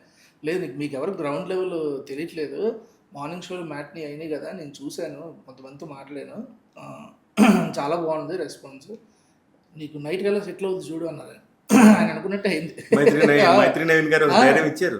నైట్ కల్లా సెటిల్ అవుతుంది చూడు, జనాల్లోకి వెళ్ళనియండి ముందు, మీరు ఎందుకు ఊరికే ఎప్పటి నుంచి ఎక్స్పీరియన్స్ కదా అన్నారు. అండ్ కొంతమంది చూసిన తర్వాత ఇన్స్టెంట్గా చెప్పిన వాళ్ళు కూడా సంతోష్ శోభన్ ఫోన్ చేశాడు సార్ నాకు. సంతోష్ శోభన్ నాకు తెలిసి ఇప్పుడు అంటే మంచి రోజులు వచ్చే చేశాం కదా, డార్లింగ్ అదిరిపోయింది డార్లింగ్, బయట సెకండ్ హాఫ్ ఇలా అన్నారు కానీ నాకు అలా ఏం అనిపించలే. Second half has its own moments, అవి చాలా బాగున్నాయి, వర్కౌట్ అవుద్ది. సుదర్శన్ ఫోన్ చేశాడు, యాక్టర్ సుదర్శన్, నాకు చాలా క్లోజ్ అనమాట. చాలా క్లోజ్ నాకు కూడా. ఫోన్ చేసి ఎవడు సెకండ్ హాఫ్ అని చెప్పింది, నాకు ఫస్ట్ హాఫ్ మీద సెకండ్ హాఫ్ నచ్చింది అని అన్నాడు. నాకు అర్థం కాలే ఏంటి ఈ సినిమాకే ఇలా జరుగుతుంది ఏంటి, ఒక్కొక్కడు ఒక్కోలా చెప్తున్నారు అనుకున్నాను. సుదర్శన్ చాలా బాగా నచ్చింది అండి. శైలేష్ కొండ గారు, ఆయన కూడా చెప్పారు. డైరెక్టర్. శ్రీరామ్ ఆదిత్య గారు ఆయన ఫోన్ చేసి అర్ధరాత్రి 3ంటికి ఫోన్ చేశారు సార్ బాబు. ఒంటికి ఇన్స్టాగ్రామ్ మెసేజ్ పెట్టారు, brother can I call you అనగానే నెంబర్ పెట్టా. 20 minutes 25 minutes మాట్లాడారు. అంటే ఓన్లీ నీ డైరెక్షన్ క్రాఫ్ట్ గురించి మాత్రమే మాట్లాడదాం అనుకున్నా. As a director I fell so proud. మంచి కొత్త డైరెక్టర్ వచ్చాడు ఇండస్ట్రీకి అని. అండ్ చాలా మెటఫర్స్ గురించి అది ఎలా పెట్టు, ఆ ఫ్రేమ్ ఎలా పెట్టు, ఇది ఎలా పెట్టు, నాకు చాలా హ్యాపీ అనిపించింది. అంటే కదా టెక్నికాలిటీస్ గురించి నీ బ్రెయిన్ లో నుంచి అప్పుడు మాట్లాడినట్టు కదా. సినిమా గురించి మాట్లాడితే ఓకే, కానీ ఆయన నేను ఏదైతే ఎగ్జాక్ట్గా జనాలకి ఇది ఇది దీనికోసం అని పెట్టానో ఆయన వాటి గురించి గుర్తుపెట్టి మన ఎవరికి చెప్పలేదు కూడా. అవి గుర్తుపెట్టి మాట్లాడుతుంటే చాలా హ్యాపీ అనిపించింది. అదే అంటే ఒక డైరెక్టర్స్ క్రాఫ్ట్ కదా, అందుకని మీకు అర్థం. అలా చాలా మంది రాజేష్ గారి ఫ్రెండ్స్, చాలా మంది డైరెక్టర్స్, వీణా ఇచ్చే గారు, చాలా మంది మెసేజ్ చేశారు. ఈ సందర్భంగా ఏదైనా ఒక బెస్ట్ మూమెంట్ అని చెప్పండి సార్. బెస్ట్ వరస్ట్ అన్నీ కలిపే ఉంటాయి సార్. బెస్ట్ అంటే లాస్ట్ 1 week రిలీజ్కి ముందు ఎలా ఉండేదంటే సార్, ఒక బెస్ట్ జరిగితే అన్నీ ఒక పావు గంటకి మళ్ళీ ఒక వరస్ట్ ఏదో జరుగుతూ ఉండేది అనమాట. అంటే అప్పుడే అనిపించింది లైఫ్ బ్యాలెన్స్ చేస్తున్నట్టున్నాడు దేవుడు. రే ఇది ఫ్యూచర్లో కూడా ఇలాగే ఉంటుంది, నువ్వు ఒకటి వచ్చినంత మాత్రం నువ్వు ఎగిరిపోక వెంటనే ఇంకోటి ఏదో దెబ్బ తగులుతుంది అన్నట్టు చెప్తున్నాడేమో అనిపించింది. అలాగా లాస్ట్ 1 week కాన్స్టెంట్గా ఏదో ఒకటి జరుగుతూ ఉండేది. చిరంజీవి గారు ఈవెంట్కి వచ్చారు. అంటే అప్స్ డౌన్స్ ఎలా ఉంటున్నాయంటే, అయితే అప్పు లేకపోతే చిరంజీవి గారు ఈవెంట్కి వచ్చారని హ్యాపీనెస్లో ఫుల్గా ఉంటుండగా నెక్స్ట్ డే ప్రీమియర్లో సెకండ్ హాఫ్ మిక్స్డ్ టాక్. అరే మళ్ళీ డౌన్ అనుకుంటే ఆ నెక్స్ట్ డే మళ్ళీ ఫుల్ పికప్ అయిపోయింది. బుక్ మై షోలో 15,000 టికెట్లు, ఎక్కడ చూసినా సెకండ్ హాఫ్ బాగుంది అంటున్నారు. ఏంట్రా లైఫ్ అసలు మరీ ఎంత రోలర్ కోస్టర్ రైడా, ఎక్కడ అసలు ప్లేన్ లైన్ లేదు, అసలు పైకి వెళ్తుంది కిందకి వస్తుంది పైకి వెళ్తుంది. అదే సెటిల్ చేసింది ఏమో సార్ మేబీ లాస్ట్ 1 week. లేకపోతే ఎక్కడో అరే చిన్నది ఎక్కేదేమో తలకు, కానీ ఇప్పుడు అసలు ఏం ఎక్కట్లేదు అన్న. 1 week సెటిల్ చేసిందేమో ఫుల్గా అనిపించింది. గౌరీ గారితో ఒక బెస్ట్ మూమెంట్ చెప్పండి సార్ సినిమా మొత్తంలో. ఇప్పుడు ఇందాక ఒకటి చెప్పారు, ఇంకొక బెస్ట్ మూమెంట్ చెప్పండి గౌరీప్రియ గురించి. Best moment sir July 7th sir, last day shoot అవుతుంది. సార్ July 7th దాకా జరిగిందా షూట్? అదే కదా సరే ఏం సార్ షాకులు మీకు షాకులు ఇస్తున్నారు నాకు. జరగకూడదు సార్ ఎప్పుడు అలా. July 7th జరగకూడదు సార్, అసలు నాకు మీరు చెప్తుంటే టెన్షన్ వస్తుంది. అంటే అన్ని పనులు అవుతున్నాయి సార్ అప్పటికే. లాస్ట్ డే షూట్ అవుతున్నా కూడా నాకు సెన్సార్లు ఎలా అవుతాయి, సెన్సార్లకి ఎన్ని రకాల ప్రాబ్లమ్స్. ఫస్ట్ మేము తీసుకున్న అదే ఎస్కేన్తో నెక్స్ట్ ఇయర్ నుంచి మనం 3 నెలల ముందే జరిగిపోవాలని, దానికి ముందు జరిగింది ఇదే. అంటే 7వ తారీఖు వరకు షూటింగ్ చేయడం ఏంటి మనం అసలు అని. అయితే 7th షూట్ అవుతుంది సార్. షూట్ అవుతుంటే కిరణ్ అన్న వేరే దగ్గర నుంచి రావాలి, అంటే భరతకమ్మ గారి వెబ్ సిరీస్ జరుగుతుందిగా. సో కొంత టైం దొరికింది మాకు. ఆ టైంలో నేను గౌరీనే కూర్చొని ఉన్నాం అనమాట. కూర్చొని అంటే 100 రోజులు ట్రావెల్ కదా సార్. ఆ 100 రోజులు ఓన్లీ షూటింగ్ డేస్. మధ్యలో ఎన్నిసార్లు సీన్స్ గురించి, ప్రిపరేషన్స్ గురించి మాట్లాడుకుని ఉంటాం. సో పర్సనల్గా తను నన్ను బ్రో అంటుంది, నేను తను బ్రో అంటా. నా ఫ్యామిలీకి చాలా క్లోజ్ అయిపోయింది, వాళ్ళ డాడీ నాకు చాలా క్లోజ్ అయిపోయారు. సో ఎంత లేదన్నా ఒక చిన్న పర్సనల్ కనెక్ట్ వచ్చేసింది అనమాట. సో ఆ రోజు మాడుకుంటూ ఒక పావు గంట సేపు మొత్తం అన్ని మెమరీస్ అన్నీ గుర్తు చేసుకుంటుంటే, ఇటుపక్క తిరిగి నేను ఏడుస్తున్నా, అటుపక్క తిరిగి ఆ అమ్మాయి ఏడుస్తుంది. ఎందుకు ఏడుస్తున్నావు కూడా తెలియట్లే. పావు గంట వరకు ఇద్దరు ఒకరినొకరు ఓదార్చుకొని, ఏం లేదు జస్ట్ హ్యాపీ టీయర్సే. బట్ ఎంత లాంగ్ జర్నీ అసలు ఇది అని ఇద్దరు మాట్లాడుకున్నప్పుడు చాలా అది బెస్ట్ కింద ఉండిపోయింది నాకు. మీరు చెప్తుంటే నాకు కూడా విజువల్ ఊహించుకోగలను. గౌరీప్రియ గారిలో కూడా ఆ ఎమోషన్స్ ఉన్నాయి సార్. అవును, షీఈస్ పెద్ద అమ్మాయి ఫ్యూచర్లో చాలా పెద్ద ఆర్టిస్ట్ అవబోతుంది. ఖచ్చితంగా చాలా పెద్ద ఆర్టిస్టు, చాలా చూజీగా, చాలా నెక్స్ట్ లెవెల్లో వెళ్ళిపోయే ఆర్టిస్టు గౌరీప్రియ. అయితే ఇప్పుడు ఈ నెంబర్స్ అన్నీ కరెక్ట్ అంటారు. ఇప్పుడు 100 కోట్లకి వెళ్తున్నామా సార్ మనం? ఏమో సార్, అంటే ఇంకా ఇప్పుడు 7th మళ్ళీ ఫుల్ సినిమాలు ఉన్నాయి. అవును, ఉన్నాయి. 14th సూర్య గారి సినిమా ఉంది. స్పైడర్ మ్యాన్ రాకపోతే ఏమైనా ట్రై చేసేవాళ్ళేమో, కానీ అంటే మాకు పీపుల్ వెల్కమింగ్ అని ఉన్నారు సార్. అంటే ఇప్పుడు కొన్ని చోట్ల మంచి థియేటర్స్లోంచి ముందు రోజు హౌస్ఫుల్ అయిన థియేటర్స్లో కూడా నెక్స్ట్ డే తీసేయాల్సి వచ్చింది స్పైడర్ మ్యాన్ రావడం. సో అది ఇంకేం చేయలేము సార్. నిజంగా కూడా ఆ దెబ్బ పాపం. తప్పదు, ఇంకేం చేయలేము సార్. కానీ మీరు గట్టిగానే తప్పించుకున్నారు జననాయకంది దెబ్బ. అదే సార్, జననాయకన్ విజయ్ గారు కొడతారనుకుంటే స్పైడర్ మ్యాన్ కొట్టాడు. స్పైడర్ మ్యాన్ కొట్టి. పాపం కిరణ్ గారికి నిజంగా కిరణ్ గారు ఎప్పుడు సినిమా రిలీజ్ అయినా ఏదో ఒకటి వచ్చి పడతా ఉంటది. ఇప్పుడు కోలీవుడ్ వాడు సరిపోక హాలీవుడ్ వాడు వచ్చాడు కిరణ్ గారి మీదకి. ఏం తప్పదు సార్, ఇంక మనం ఏం చేయలేము sir this is the journey. అంతే. అసలు మనం అవాయిడ్ చేయలేం. అవును. ఇది ప్రిపేర్ అయిపోండి. సార్ ఏం నేర్చుకున్నారు సార్ ఫైనల్గా టెక్నికల్గా సినిమాకి సంబంధించి? 24 శాఖలు కాదు, 25వ శాఖ ఒకటి ఉంటుంది, ఒక యుగో శాఖ అనేది. దాన్ని ఎలా బ్యాలెన్స్ చేస్తారు సార్? ఇగో సార్, అదృష్టం కొద్దీ ఈ సినిమాకి అది పెద్దగా లేదు సార్. అంటే ఎందుకంటే ముందు నుంచి అందరూ కనెక్ట్ అయ్యి ఉండడం వల్ల నాకు తెలియదు ఇద్దరు యాక్టర్స్ ఎవరైతే గౌరీ కానీ కిరణ్ అన్న కానీ పర్సనల్గా కనెక్ట్ అయిపోయి ఉండడం వల్ల అది పెద్దగా నాకు అదృష్టం అంతే. ఈ సినిమాకి పెద్దగా దానివల్ల ఇబ్బంది అదే ఫస్ట్ టైమే మీరు తప్పించుకున్నారు కాబట్టి నెక్స్ట్ టైం ర్యాగింగ్ ఉండదు ఇంకా. అంతే అంతే. ఎందుకంటే మణి సార్కి ముందే నేను ఒక భక్తి భావంతో ఉంటాను ఆయన దగ్గర. ఆయన ఒక 4-5 సార్లు సార్ నీకు ఏం కావాలి చెప్పండి రా, మీకు ఏం కావాలి చెప్పండి రా అన్న దాంట్లో ఆయన ఏం అడిగితే అది చేసేవారు. ఎక్కడ అది లేదు సార్ అసలు. లాస్ట్ డే రిలీజ్ ముందు రోజు కూడా నేను మణి సార్కి ఫోన్ చేసి, సార్ ఈ 2 సీన్లు నాకు బ్యాక్గ్రౌండ్ స్కోర్ నచ్చలేదు సార్ అంటే ఆయన తిట్టారు. ఫస్ట్ తిట్టి, సార్ నీకు ఏం కావాలి చెప్పు అని అప్పటికప్పుడు మళ్ళీ చేంజ్ చేసి పంపించారు. సూపర్. అసలు ఎక్కడ. కానీ నాకు ఈ మొత్తం ఎంటైర్ సినిమా స్టోరీలో నాకు జర్నీస్ అందరి కొద్ది గొప్ప తెలుసు. నాకు మణిగారిని మళ్ళీ మీరు బ్యాక్ తీసుకొచ్చింది నాకు పెద్ద విజయం లాగా అనిపించింది సార్. So happy. ఎందుకంటే నేను ఒక పెద్ద చాలామందితో మాట్లాడుతుంటాం కదా సార్, చాలా విద్వత్తున్న సరస్వతి పుత్రులతో మాట్లాడుతున్నప్పుడు వాళ్ళలో ఒక అతన్ని నేను అడిగాను, అసలు ఇప్పుడున్న మ్యూజిక్ డైరెక్టర్స్లో నిజంగా మ్యూజిక్ గురించి విపరీతమైన నాలెడ్జ్ ఉంది ఎవరు సార్ అని ఆయన అడిగాను. ఇవ్వట్లేరు, ఒక్క మణి శర్మ గారే అని చెప్పారు సార్.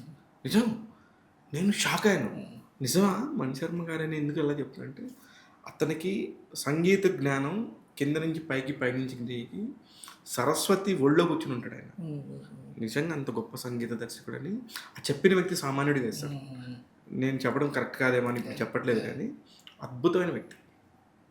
అప్పటి నుంచి నాకు ఆయన మణి శర్మ గారు మనం ఇలా మనకి ఎంత క్లోజ్ అయినా అవతల ఉన్న వాళ్ళ విద్వత్తు ముందు మనం దూరంగా ఉండి ఎంజాయ్ చేయాలి సార్ వాళ్ళని. అది బాగుంటుంది. అదే దగ్గరికి వెళ్తే ఆ ఫీల్ పోతుంది. అందుకని ఈ విషయంలో చెన్నై లవ్ స్టోరీ విషయంలో నేను గర్వంగా, అంటే మా టీం మా వాళ్ళు, అంటే మీరందరూ బయట వాళ్ళు కాదని నా ఫీలింగ్ సార్. మా వాళ్ళందరూ మణి శర్మ గారిని మళ్ళీ తెచ్చారు అనే ఫీల్. దాన్ని మళ్ళీ ఒక పెద్ద మార్కెట్ చేశారంట ఆడియోని. ఈ మధ్యకాలంలో ఎప్పుడు ఒక ఆడియోకి ఇంత మార్కెట్ జరిగిన సందర్భమే లేదు. నిజమేనండి? నిజమే. ఏది ప్రతిదీ సెలబ్రేషన్ కదా సార్. ప్రతి పాట ఏదో ఒక ఈవెంట్, దాని సెలబ్రేషన్స్. అంటే ఒకటి సార్, అంటే క్రెడిట్ గోస్ టు ప్రొడ్యూసర్స్. నేను ఇంకోటి వాళ్ళ తరపు నుంచి కూడా నేను వాళ్ళు కూడా ఆ క్రెడిట్ తీసుకుందాం అనుకోరు ఎప్పుడు.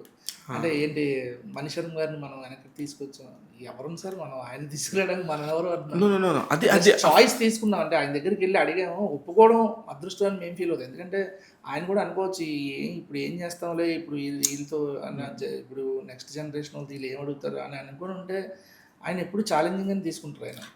ఆయన క్రాఫ్ట్ మీద ఆయన సార్ అసలు నెక్స్ట్ లెవెల్ సార్, అసలు నెక్స్ట్ లెవెల్ అసలు. Great, very happy. Not even okay, గుర్తుందా పాట ఒకటే అనుకుంటా సార్. 2వ వర్షన్ అంటే ఫస్ట్ రికార్డ్ అయిన సాంగ్ అదే, ఫస్ట్ ఆయన ట్యూన్ ఇచ్చిన సాంగ్ అదే. దాని ఒక్కదానికే నేను రాజేశ్వర్ సార్ ఇంకొక ట్యూన్ ఇవ్వండి సార్ అని అడిగాను. తర్వాత నుంచి అంటే అందరూ ఏదో సింగ్లోకి వెళ్ళిపోయారు. బయట వాళ్ళు అందరూ మ్యూజిక్ తీసుకోవడం ఏముండదు, ఆయన ఇవ్వడం. ఎందుకంటే ఆయన కూడా అమ్మారా. నిజమే. ఇప్పుడు దేవిశ్రీ ప్రసాద్ గారి దగ్గర ఒక డైరెక్టర్ దగ్గరుండి చేయించుకున్నా అంటే ఎవడు ఇక్కడ దగ్గరుండి ఏం చేయించుకోరు అది ఇదని. అంటే వాళ్ళలో ఉన్న సరస్వతిని వాళ్ళు రెస్పెక్ట్ చేసుకుంటారు కదా సార్. దాన్ని మనం సెలబ్రేట్ చేసుకోవాలి. మనం ఏంటంటే జస్ట్ వాళ్ళతో సింక్లో వెళ్ళాలి సార్, అంతే. అంటే మనకి ఏం కావాలో అనేది వాళ్ళకి అర్థమయ్యేలాగా ఫస్ట్ 2 సిట్టింగ్స్లో మనం ఆ సింక్ కుదర్చగలిగితే మ్యాజిక్ ఫాలోస్, అంతే. మనం ఏం చేయలేం. కానీ చెన్నై లవ్ స్టోరీ విషయంలో నేను విపరీతంగా కనెక్ట్ అయిపోయి అందరికీ పెద్ద హిట్ అవుద్ది, కిరణ్ కెరీర్లోనే one of the best numbers తీస్తుందని నేను మన మీడియా సర్కిల్లో ఫ్రెండ్స్లో చెప్పేవాడిని.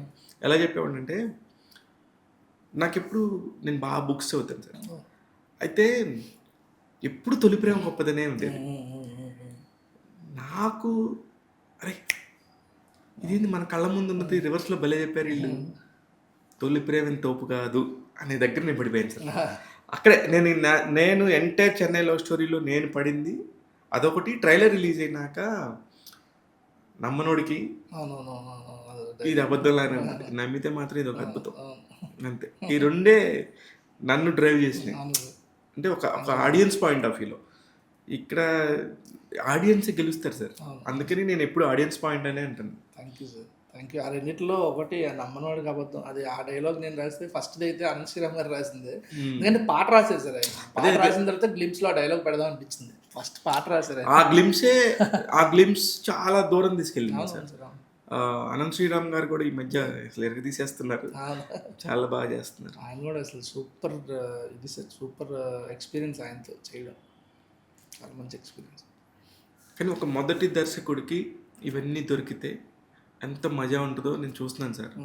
కానీ ఈ మధ్యకాలంలో మొదటిసారి సినిమా హిట్ కొట్టి సరే పర్లేదు బాగానే చేశాడు అనిపించుకున్నా కూడా మళ్ళీ ఇమ్మీడియట్గా సినిమా చేయడానికి టైం తీసుకున్నారు. టైం పడుతుంది, ఎందుకు సార్? ఏం సార్ అంటే బయట అందరి గురించి నేను మాట్లాడలేనేమో, కానీ నాకు తెలిసిన ఒకరిద్దరు ముగ్గురులో అదే ఎందుకు జరిగిందని మాత్రం చెప్పగలను. ఒకటి, వాళ్ళు ఇంకా అంటే కొంచెం నెక్స్ట్ లెవెల్కి వెళ్దామని ట్రై చేస్తూ ఉండొచ్చు. అండ్ ఇంకొకటి, హీరోస్ ఈజ్ టు డైరెక్టర్స్ అనే రేషియో అది దూరం అయిపోతుంది సార్. అంటే వాళ్ళు అలాగే ఉంటున్నారు, వీళ్ళు పెరుగుతున్నారు కదా.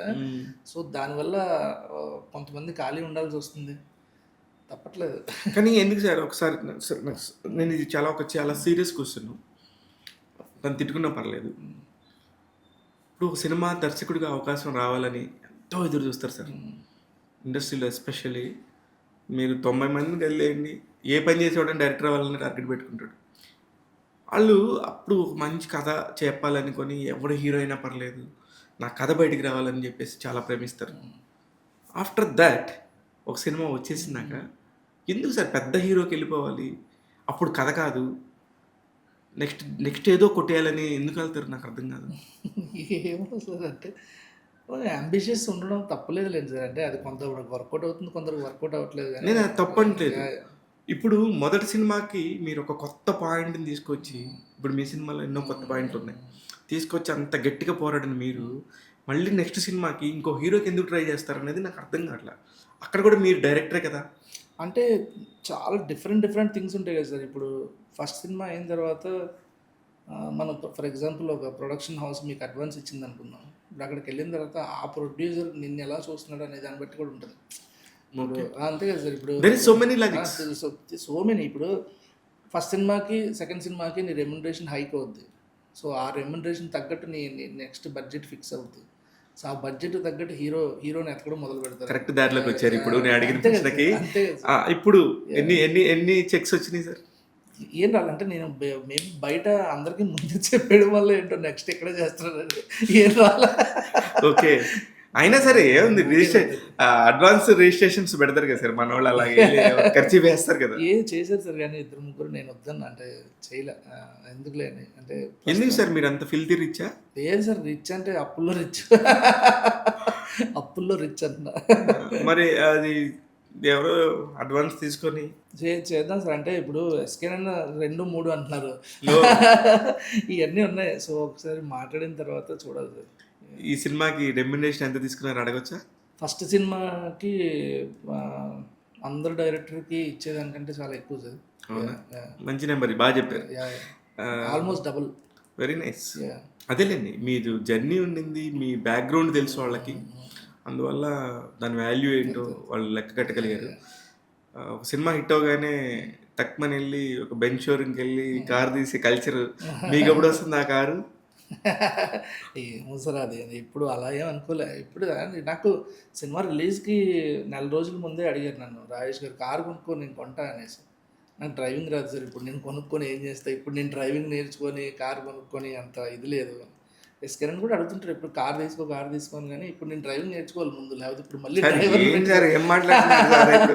సైకిల్ నడవటం లేకపోతే స్కూటీ నడవటం వస్తే కారు నడిపేయచ్చు సార్, అదేం పెద్ద విషయం కాదు. ఇప్పుడు నడపాలి, నేను నేర్చుకున్న తర్వాత 3-4 సార్లు గుద్దితే అది వచ్చేస్తుంది. తీసుకోవాలి సార్. సూపర్ సార్, మీ సినిమాని ఇంకా చూడని వాళ్ళు ఉంటే డెఫినెట్గా చూడాలి. ఇవి నిజంగా పెద్ద నెంబరు. ఆ నెంబర్స్ నేను అసలు పెద్దగా మాట్లాడినప్పుడు దీన్ని ఎందుకు మాట్లాడాల్సి వస్తుందంటే ఇంకొక హీరోకి ఒక స్టేజ్ వెళ్ళినప్పుడు అతని చుట్టూ ఉన్నవాళ్ళు 100 మందికి ఉపయోగపడింది. అంతే కదా. అందుకని మాట్లాడాల్సి వస్తుంది. మీరు కూడా సున్నాలు పెంచుకుంటే ఇవ్వండి చెక్లో.